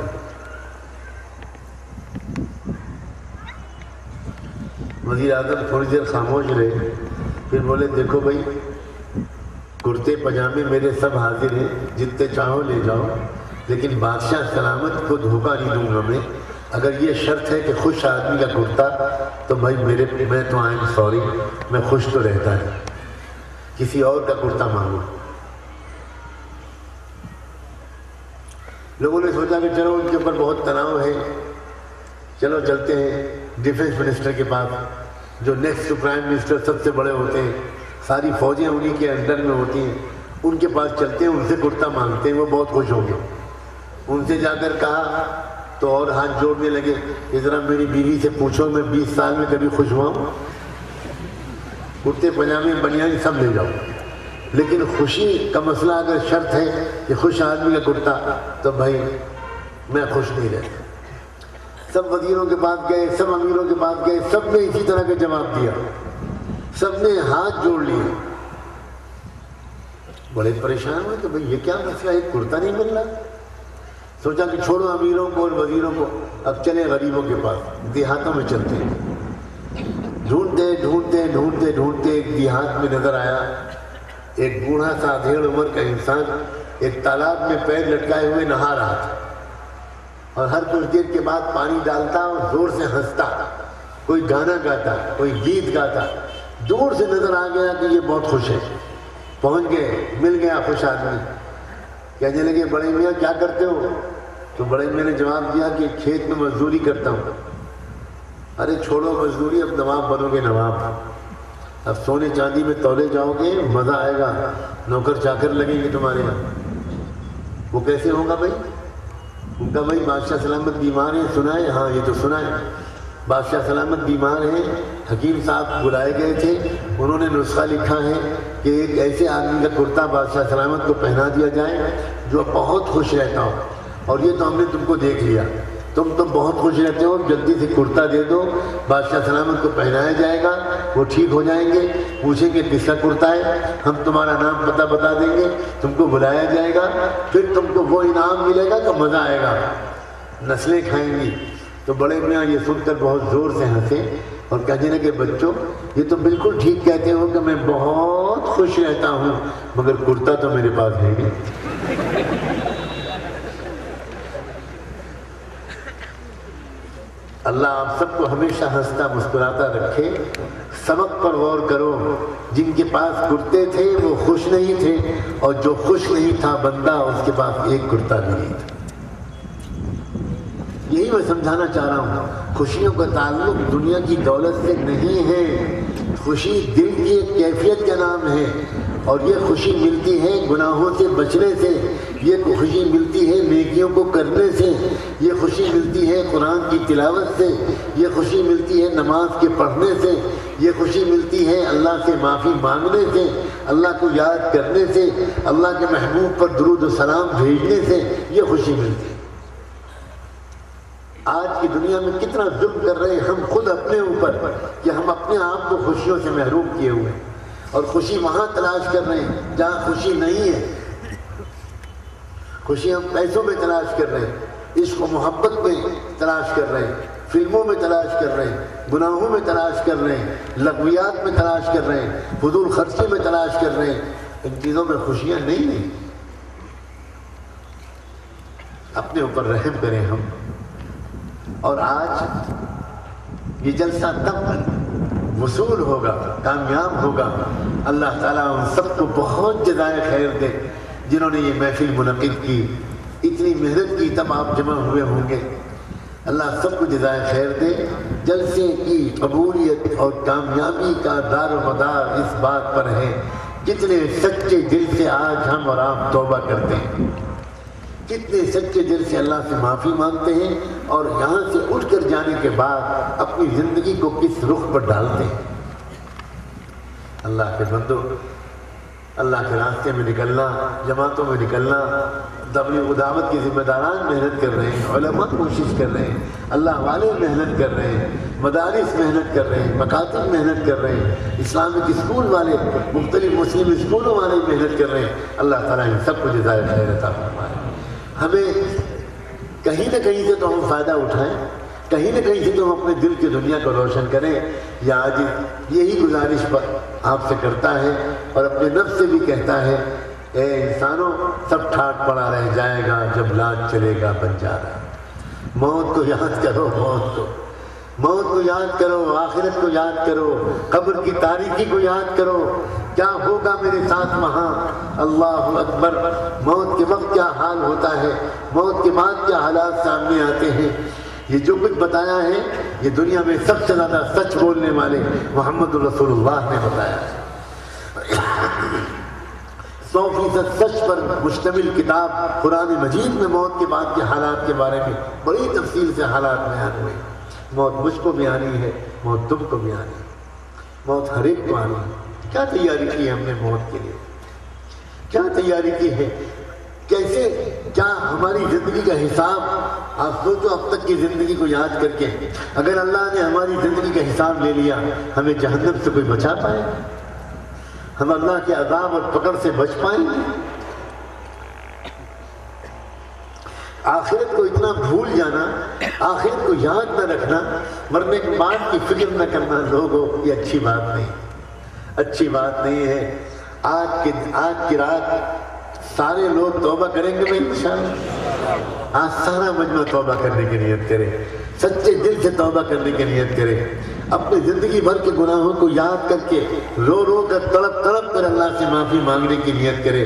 ایک واقعہ سن لو توبہ کا تاکہ ہمارے دلوں کے اندر کچھ جذبات مچل جائیں۔ توبہ انسان کو کیا دے دیتی ہے، توبہ سے کیا مل جاتا ہے۔ بغداد میں ایک شخص تھا بہت مالدار، اچانک بیمار پڑا اور انتقال کر گیا۔ ایک عورت، اس کی بیوہ اور اس کا جوان بیٹا، اب جوان بیٹے کو مفت کا مال مل گیا، لاکھوں کروڑوں روپے کا مال۔ جب مفت کا مال مل جاتا ہے بغیر محنت کے تو اکثر نوجوان اس کو عیاشیوں میں استعمال کرنے لگتے ہیں۔ اس نوجوان نے بھی اس مال کو برباد کرنا شروع کیا، عیاشیوں میں، شراب میں، شباب میں، کباب میں استعمال کرنا شروع کیا۔ ماں بیچاری بہت سمجھاتی رہی لیکن لڑکے کی سمجھ میں کچھ نہیں آتا تھا۔ جوانی کا نشہ تھا، دولت کا نشہ تھا، شراب و شباب کا نشہ تھا کہ بالکل پاگل ہوا جا رہا تھا لڑکا۔ چنانچہ اس قدر شراب پی اس نے اور اتنی بدکاریاں کی کہ بیمار پڑ گیا اور ایسی بیماریوں میں مبتلا ہو گیا کہ حکیم نے، ڈاکٹر نے کہہ دیا کہ تو بچ نہیں سکتا۔ ماں بہت سمجھاتی تھی کہ بیٹا اب بھی توبہ کر لے، اب تو حکیم نے بھی کہہ دیا ہے کہ تیرا علاج ممکن نہیں ہے، توبہ کر لے۔ حضرت حسن بصری رحمۃ اللہ علیہ حیات تھے، ماں ان کی مرید تھی، ان کی مجلس میں جایا کرتی تھی، ان کے بیان میں جاتی تھی۔ بیٹے سے بہت کہا کہ بیٹا ایک بات تو بھی چل، ان کے ہاتھ پر توبہ کر لے، بیٹھ کر اللہ کے دین، اللہ والوں کے پاس بیٹھ، شاید تیرے دل کی دنیا بدل جائے۔ مگر لڑکے کی سمجھ میں کچھ نہیں آتا تھا، یہاں تک کہ بالکل بستر سے لگ گیا اور اس کو بھی یقین ہو گیا کہ اب میں بچوں گا نہیں، اب میں 2-3 دن کا مہمان ہوں۔ تب اس نے ایک دن اپنی ماں سے کہا، ماں اب تک تو مجھ سے کہتی تھی کہ حضرت حسن کے پاس چل، میں کمینہ نالائق نہیں جایا کرتا تھا، لیکن اب میں سمجھ گیا ہوں کہ اب میں 2-3 دن کا مہمان ہوں، اب میرا اور کیا ہے میرے سامنے، میں توبہ کرنا چاہتا ہوں مگر میں توبہ کرنا نہیں جانتا، مجھے ڈر لگتا ہے کہ اللہ میری توبہ قبول کریں گے کہ نہیں کریں گے۔ اب تو میں اس لائق بھی نہیں ہوں کہ میں حضرت حسن بصری کے پاس جا سکوں۔ اب تو حضرت حسن بصری کے پاس آپ جا کر ان سے یہ درخواست کر دیجئے کہ شاید وہ آ جائیں اور آ کر مجھے توبہ کرا دیں تو شاید میری توبہ قبول ہو جائے، آپ بلا لائیے ان کو۔ ماں خوش ہو گئی بیچاری، بھاگی پردے کا اہتمام کر کے حضرت کے پاس حاضر ہوئی، ان سے جا کر کہا کہ حضرت میرا بیٹا، میں زندگی بھر اس کو سمجھاتی رہی، نہیں مانا، اب تو وہ بالکل موت کے قریب پہنچ گیا، آپ سے کتنی مرتبہ میں نے دعا کے لیے کہا، اب اس نے کہلایا ہے حضرت وہ آنے کے حال میں نہیں ہے، سانس تک اکھڑ چکی ہے، آپ چلے چلیے، آپ توبہ کرا دیجیے۔ حضرت حسن بصری نے معذرت کی کہ میں تو اس وقت نہیں جا سکتا، مجھے ہزاروں لوگوں کو حدیث کا سبق پڑھانا ہے، میں تو اس وقت نہیں جا سکتا۔ واپس آ گئی ماں، بیٹا بیچارہ بالکل موت کے قریب پہنچ چکا تھا، دروازے تک ٹکٹکی باندھ کے دیکھ رہا تھا۔ ماں داخل ہوئی، بچے نے پکارا، اماں کیا ہوا؟ ماں نے کہا بیٹا زندگی بھر میں تجھ سے کہتی رہی کہ حضرت کے پاس چلا چل، تو نہیں گیا، آج میں نے ان سے درخواست کی تو انہوں نے معذرت کر دی، اب میں کیا کروں، تیرا نصیب خراب ہے۔ بس بیٹے کے دل پر ایک شوق سے لگا اور بیٹے نے رو کر اللہ سے کہنا شروع کیا، اللہ آپ کا یہ گنہگار بندہ توبہ کرنا چاہتا ہے، میں توبہ کرنا چاہتا ہوں، اللہ مجھے معاف کر دیجئے۔ اللہ حضرت حسن نہیں آ رہے ہیں مگر آپ کی مغفرت حضرت حسن کی محتاج نہیں ہے، اللہ مجھے معاف کر دیجئے، اللہ مجھے معاف کر دیجئے، اللہ مجھے معاف کر دیجئے۔ اور ماں سن لو میری 2 وصیتیں، میں چلا، میرے مرنے کے بعد مجھ کو مسلمانوں کے قبرستان میں مت دفن کرنا، مجھ کو اسی گھر کے کسی صحن کے کونے میں دفن کر دینا، میں اتنا بڑا مجرم ہوں کہ اگر تم نے مسلمانوں کے قبرستان میں مجھے دفن کر دیا اور مجھے مرنے کے بعد عذاب ہوا تو آس پاس کے مدفون مسلمان مردوں اور عورتوں کو بھی تکلیف پہنچے گی، خدا کے لیے مجھے میرے صحن میں ہی دفن کر دینا، مسلمانوں کے قبرستان میں مت دفن کرنا۔ اور دوسری درخواست ماں یہ ہے، پلیز مان لینا میرے مرنے کے بعد مجھے فوراً دفن مت کروانا، میرے گلے میں پھندا ڈالنا چادر سے اور بصرے اور بغداد کی سڑکوں پر اور گلیوں میں میری لاش کو مرے ہوئے کتے کی طرح گھسیٹنا، تاکہ میرے دوست نوجوان یار جو میرے ساتھ گناہ کیا کرتے تھے وہ دیکھ کر سبق لیں کہ گناہوں کی حالت میں مرنے کے بعد یہ انجام ہوتا ہے، شاید اس کے بعد ان کی سمجھ میں کچھ آ جائے۔ یہ کہا اور لا الہ الا اللہ پڑھتا ہوا، استغفار پڑھتا ہوا وہ نوجوان دنیا سے رخصت ہو گیا۔ تھوڑی دیر ماں بیچاری بیٹھ کے روتی رہی، پھر چادر سے بدن کو ڈھکا، جنازے کو ڈھکا، لاش کو ڈھکا اور باہر محلے والوں سے جا کر کہا تم جانتے ہو میرے گھر میں اور کوئی نہیں، ایک بیٹا تھا اس کا انتقال ہو گیا، اب تم لوگ، میں تو اکیلی عورت ذات ہوں، تم لوگ ذرا اس کو غسل دلا دو، کفن بھی رکھا ہوا ہے کفن بھی پہنا دو، اور دیکھو مشورہ بھی کر لینا کون نماز جنازہ پڑھائے گا، اتنی دیر میں ہو کر آتی ہوں حضرت حسن کے پاس۔ اب وہ بیچاری پھر ماں اپنی ممتا سے مجبور پھر ایک مرتبہ اپنے حضرت حسن بصری کے پاس گئی اور ان سے جا کر درخواست کی کہ حضرت میں جس بد نصیب بیٹے کے لیے آئی تھی اس کا انتقال ہو گیا اور اب اس کی نماز جنازہ پڑھنی ہے، حضرت ایک بار پھر میں آئی ہوں، درخواست کرتی ہوں آپ اس کی چل کے نماز جنازہ پڑھا دیجئے، شاید آپ کی دعا کی بدولت میرے بیٹے کی مغفرت ہو جائے۔ حضرت حسن بصری اس وقت جلال میں آ گئے اور کہنے لگے جس نے زندگی بھر ایک نماز نہیں پڑھی، ایک سجدہ نہیں کیا، میں اس کی نماز نہیں پڑھا سکتا، کسی اور سے پڑھوا لو۔ ماں غریب بیچاری روتی ہی واپس آ گئی، محلے والوں سے کہا آپس میں مشورہ کر لو، جس سے چاہو نماز پڑھوا دو اور اس کے بعد اس بچے کو دفن کر دینا۔ بہت اچھا، لوگ مشورے میں بیٹھ گئے، تھوڑی دیر کے بعد دروازے پر دستک ہوئی، ماں بیچاری پردے کے ساتھ گئی، دروازے کے پیچھے کھڑی ہو کر پوچھا کون صاحب ہے؟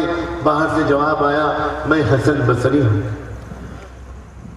ماں حیران میں گئی، مارے خوشی کو چل پڑی، حضرت آپ آ گئے، حضرت آپ تشریف لے آئے، حضرت آپ آ گئے، اللہ آپ کے رتبے بلند کرے، اللہ آپ کے درجے بلند کرے۔ حضرت حسن بصری نے کہا ہاں اصل میں ہوا یہ کہ میں نے تم کو منع کر دیا، اس کے بعد ذرا آرام کے لیے لیٹا، میرا آرام کا وقت تھا، میری آنکھ لگی، میں دیکھتا ہوں کہ جیسے اللہ تعالیٰ مجھ سے کچھ فرما رہے ہیں اور اللہ تعالیٰ مجھ سے فرما رہے ہیں، اور یہ فرما رہے ہیں حسن تم میرے کیسے ولی ہو کہ میرے ایک ولی، میرے ایک دوست کی نماز جنازہ پڑھانے سے تم نے انکار کر دیا، جلدی جاؤ اور جا کر اس کی نماز جنازہ پڑھاؤ ورنہ تم کو جو کچھ ملا ہے وہ سب چھن جائے گا۔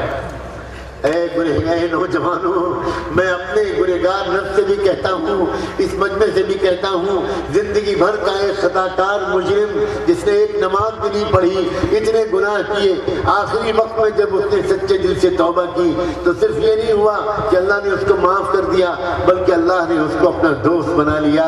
کیا پتا آج اگر ہمارے دل سے سچی توبہ نکل جائے، سچے دل سے ہم اللہ سے معافی مانگ لیں، اسی لمحے اللہ ہمیں معاف کر دے اور ہمارا نیا سفر شروع ہو جائے اور ہم نیک بن جائیں، ہماری تقدیر بدل جائے۔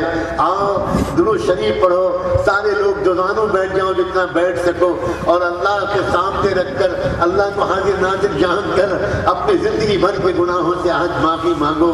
اللہ تعالیٰ سے دعا ہے اللہ اس پورے مجمع کو سچے دل سے توبہ کرنے کی آج توفیق نصیب فرما دے اور اللہ ہماری توبہ کو قبول فرما لے۔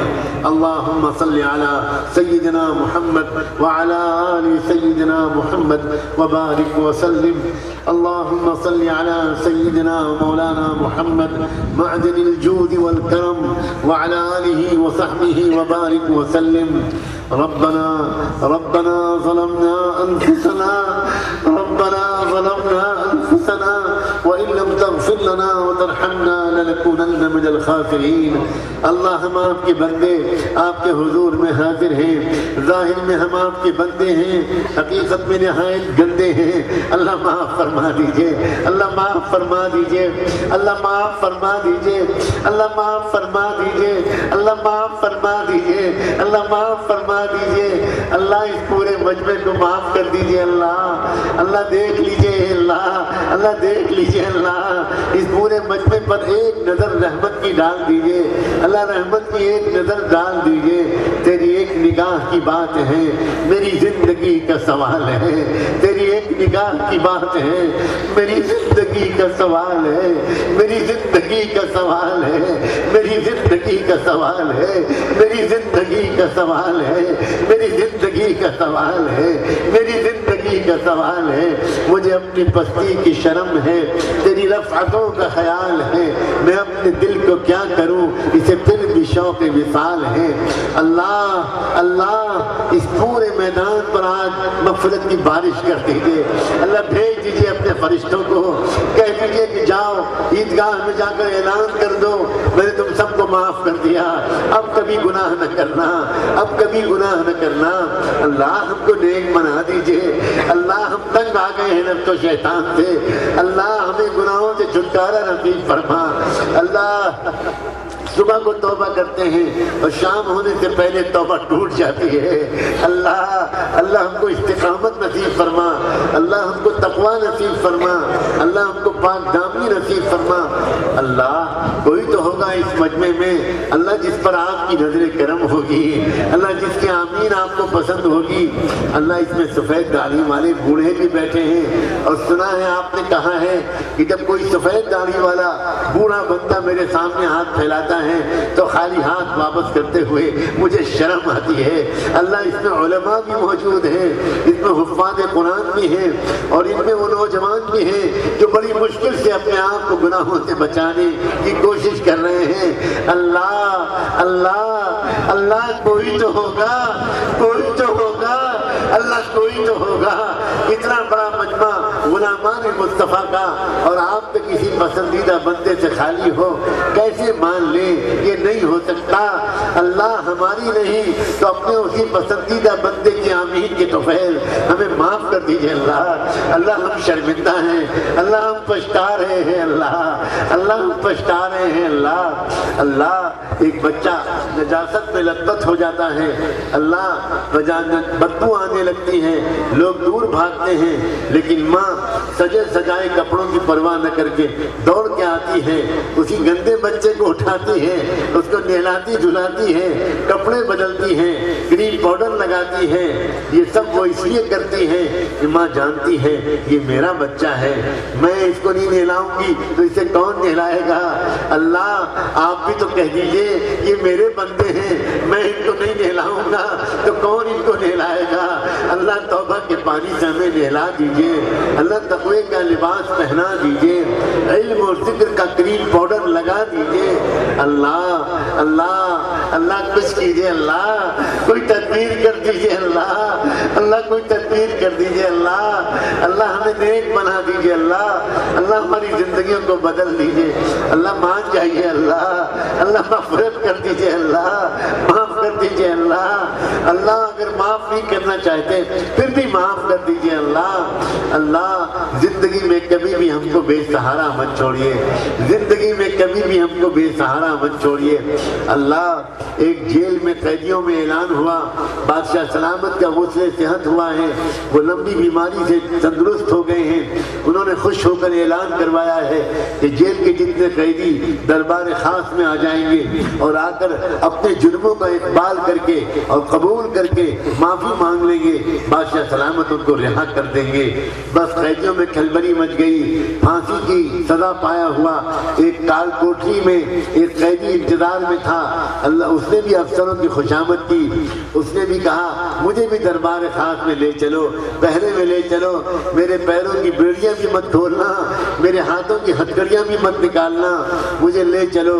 افسروں کو رحم آ گیا، وہ بھی لے کر آ گئے۔ بادشاہ سلامت کے دربار خاص میں تخت طاؤس کے سامنے آ کر وہ قیدی گر پڑا اور بادشاہ سلامت سے کہنے لگا میں اقراری مجرم ہوں، میں جانتا ہوں کہ میں نے جرم کیا تھا اور میں اقبال کرنے آیا ہوں، مجھے سزا صحیح سنائی گئی، مگر بادشاہ سلامت میرے بچے بھوکے مر رہے ہیں، گھر میں کوئی کمانے والا نہیں ہے، میرے بچوں کی خیرات دے دیجئے، مجھے رہا کر دیجئے، معاف کر دیجئے، اب کبھی کوئی برا کام نہیں کروں گا۔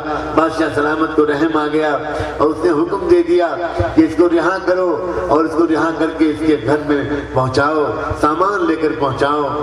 اللہ اللہ اللہ، آج جموں میں یہ خبر پھیل گئی کہ عیدگاہ کے میدان میں آپ کا دربار خاص لگے گا۔ اللہ، ہم بھی اپنے گناہوں کی بیڑیوں میں گھسٹتے ہوئے آئے ہیں اور اللہ اپنے جرموں کا اقرار کر رہے ہیں، اسی قیدی کی طرح اقرار کر رہے ہیں۔ معاف کر دیجئے میرے اللہ، رہا کر دیجئے اللہ، جہنم سے رہا کر دیجئے، نفس و شیطان کی غلامی سے رہا کر دیجئے۔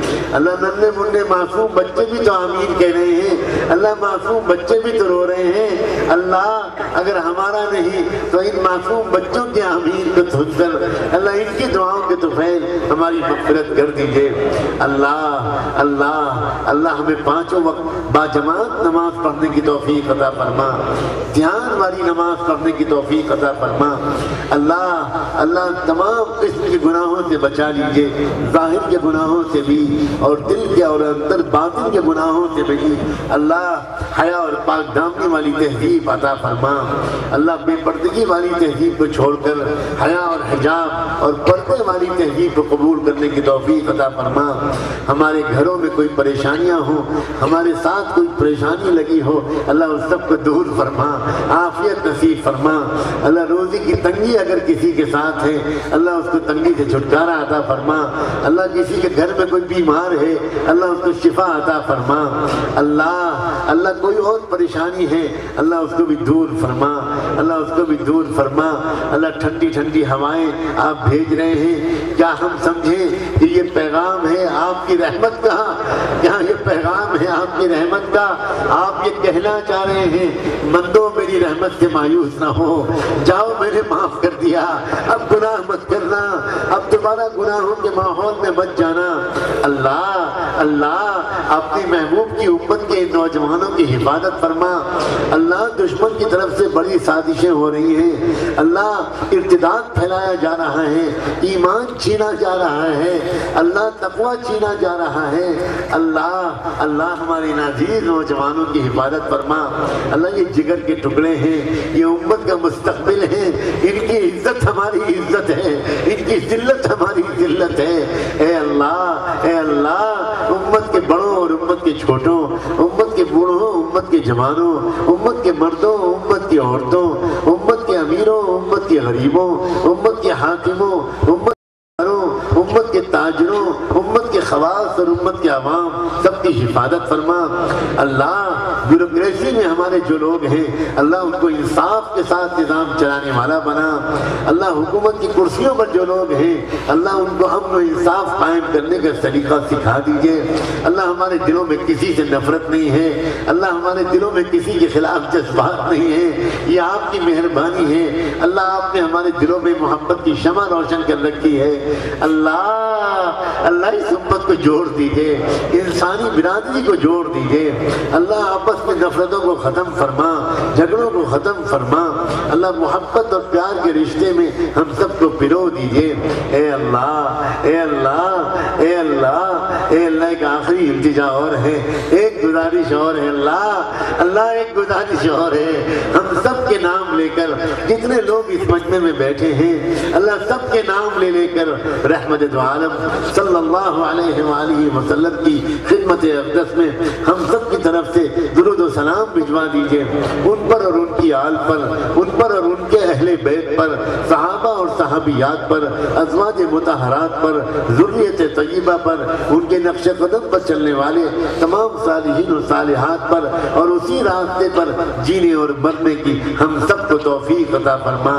تمام اولیاء اللہ، تمام بزرگان دین، تمام علماء ربانیین، ان کی خدمت میں ہمارا سلام پہنچا، اور اللہ ان کے چھوڑے ہوئے علمی اور روحانی ورثے کا ہم کو وارث بنا۔ اللہ اپنے کرم سے اپنے محبوب کے صدقے طفیل میں ہماری دعاؤں کو قبول فرما۔ وصلی اللہ تعالی علی خیر خلقہ سیدنا محمد وعلی آلہ وصحبہ اجمعین برحمتک یا ارحم الراحمین۔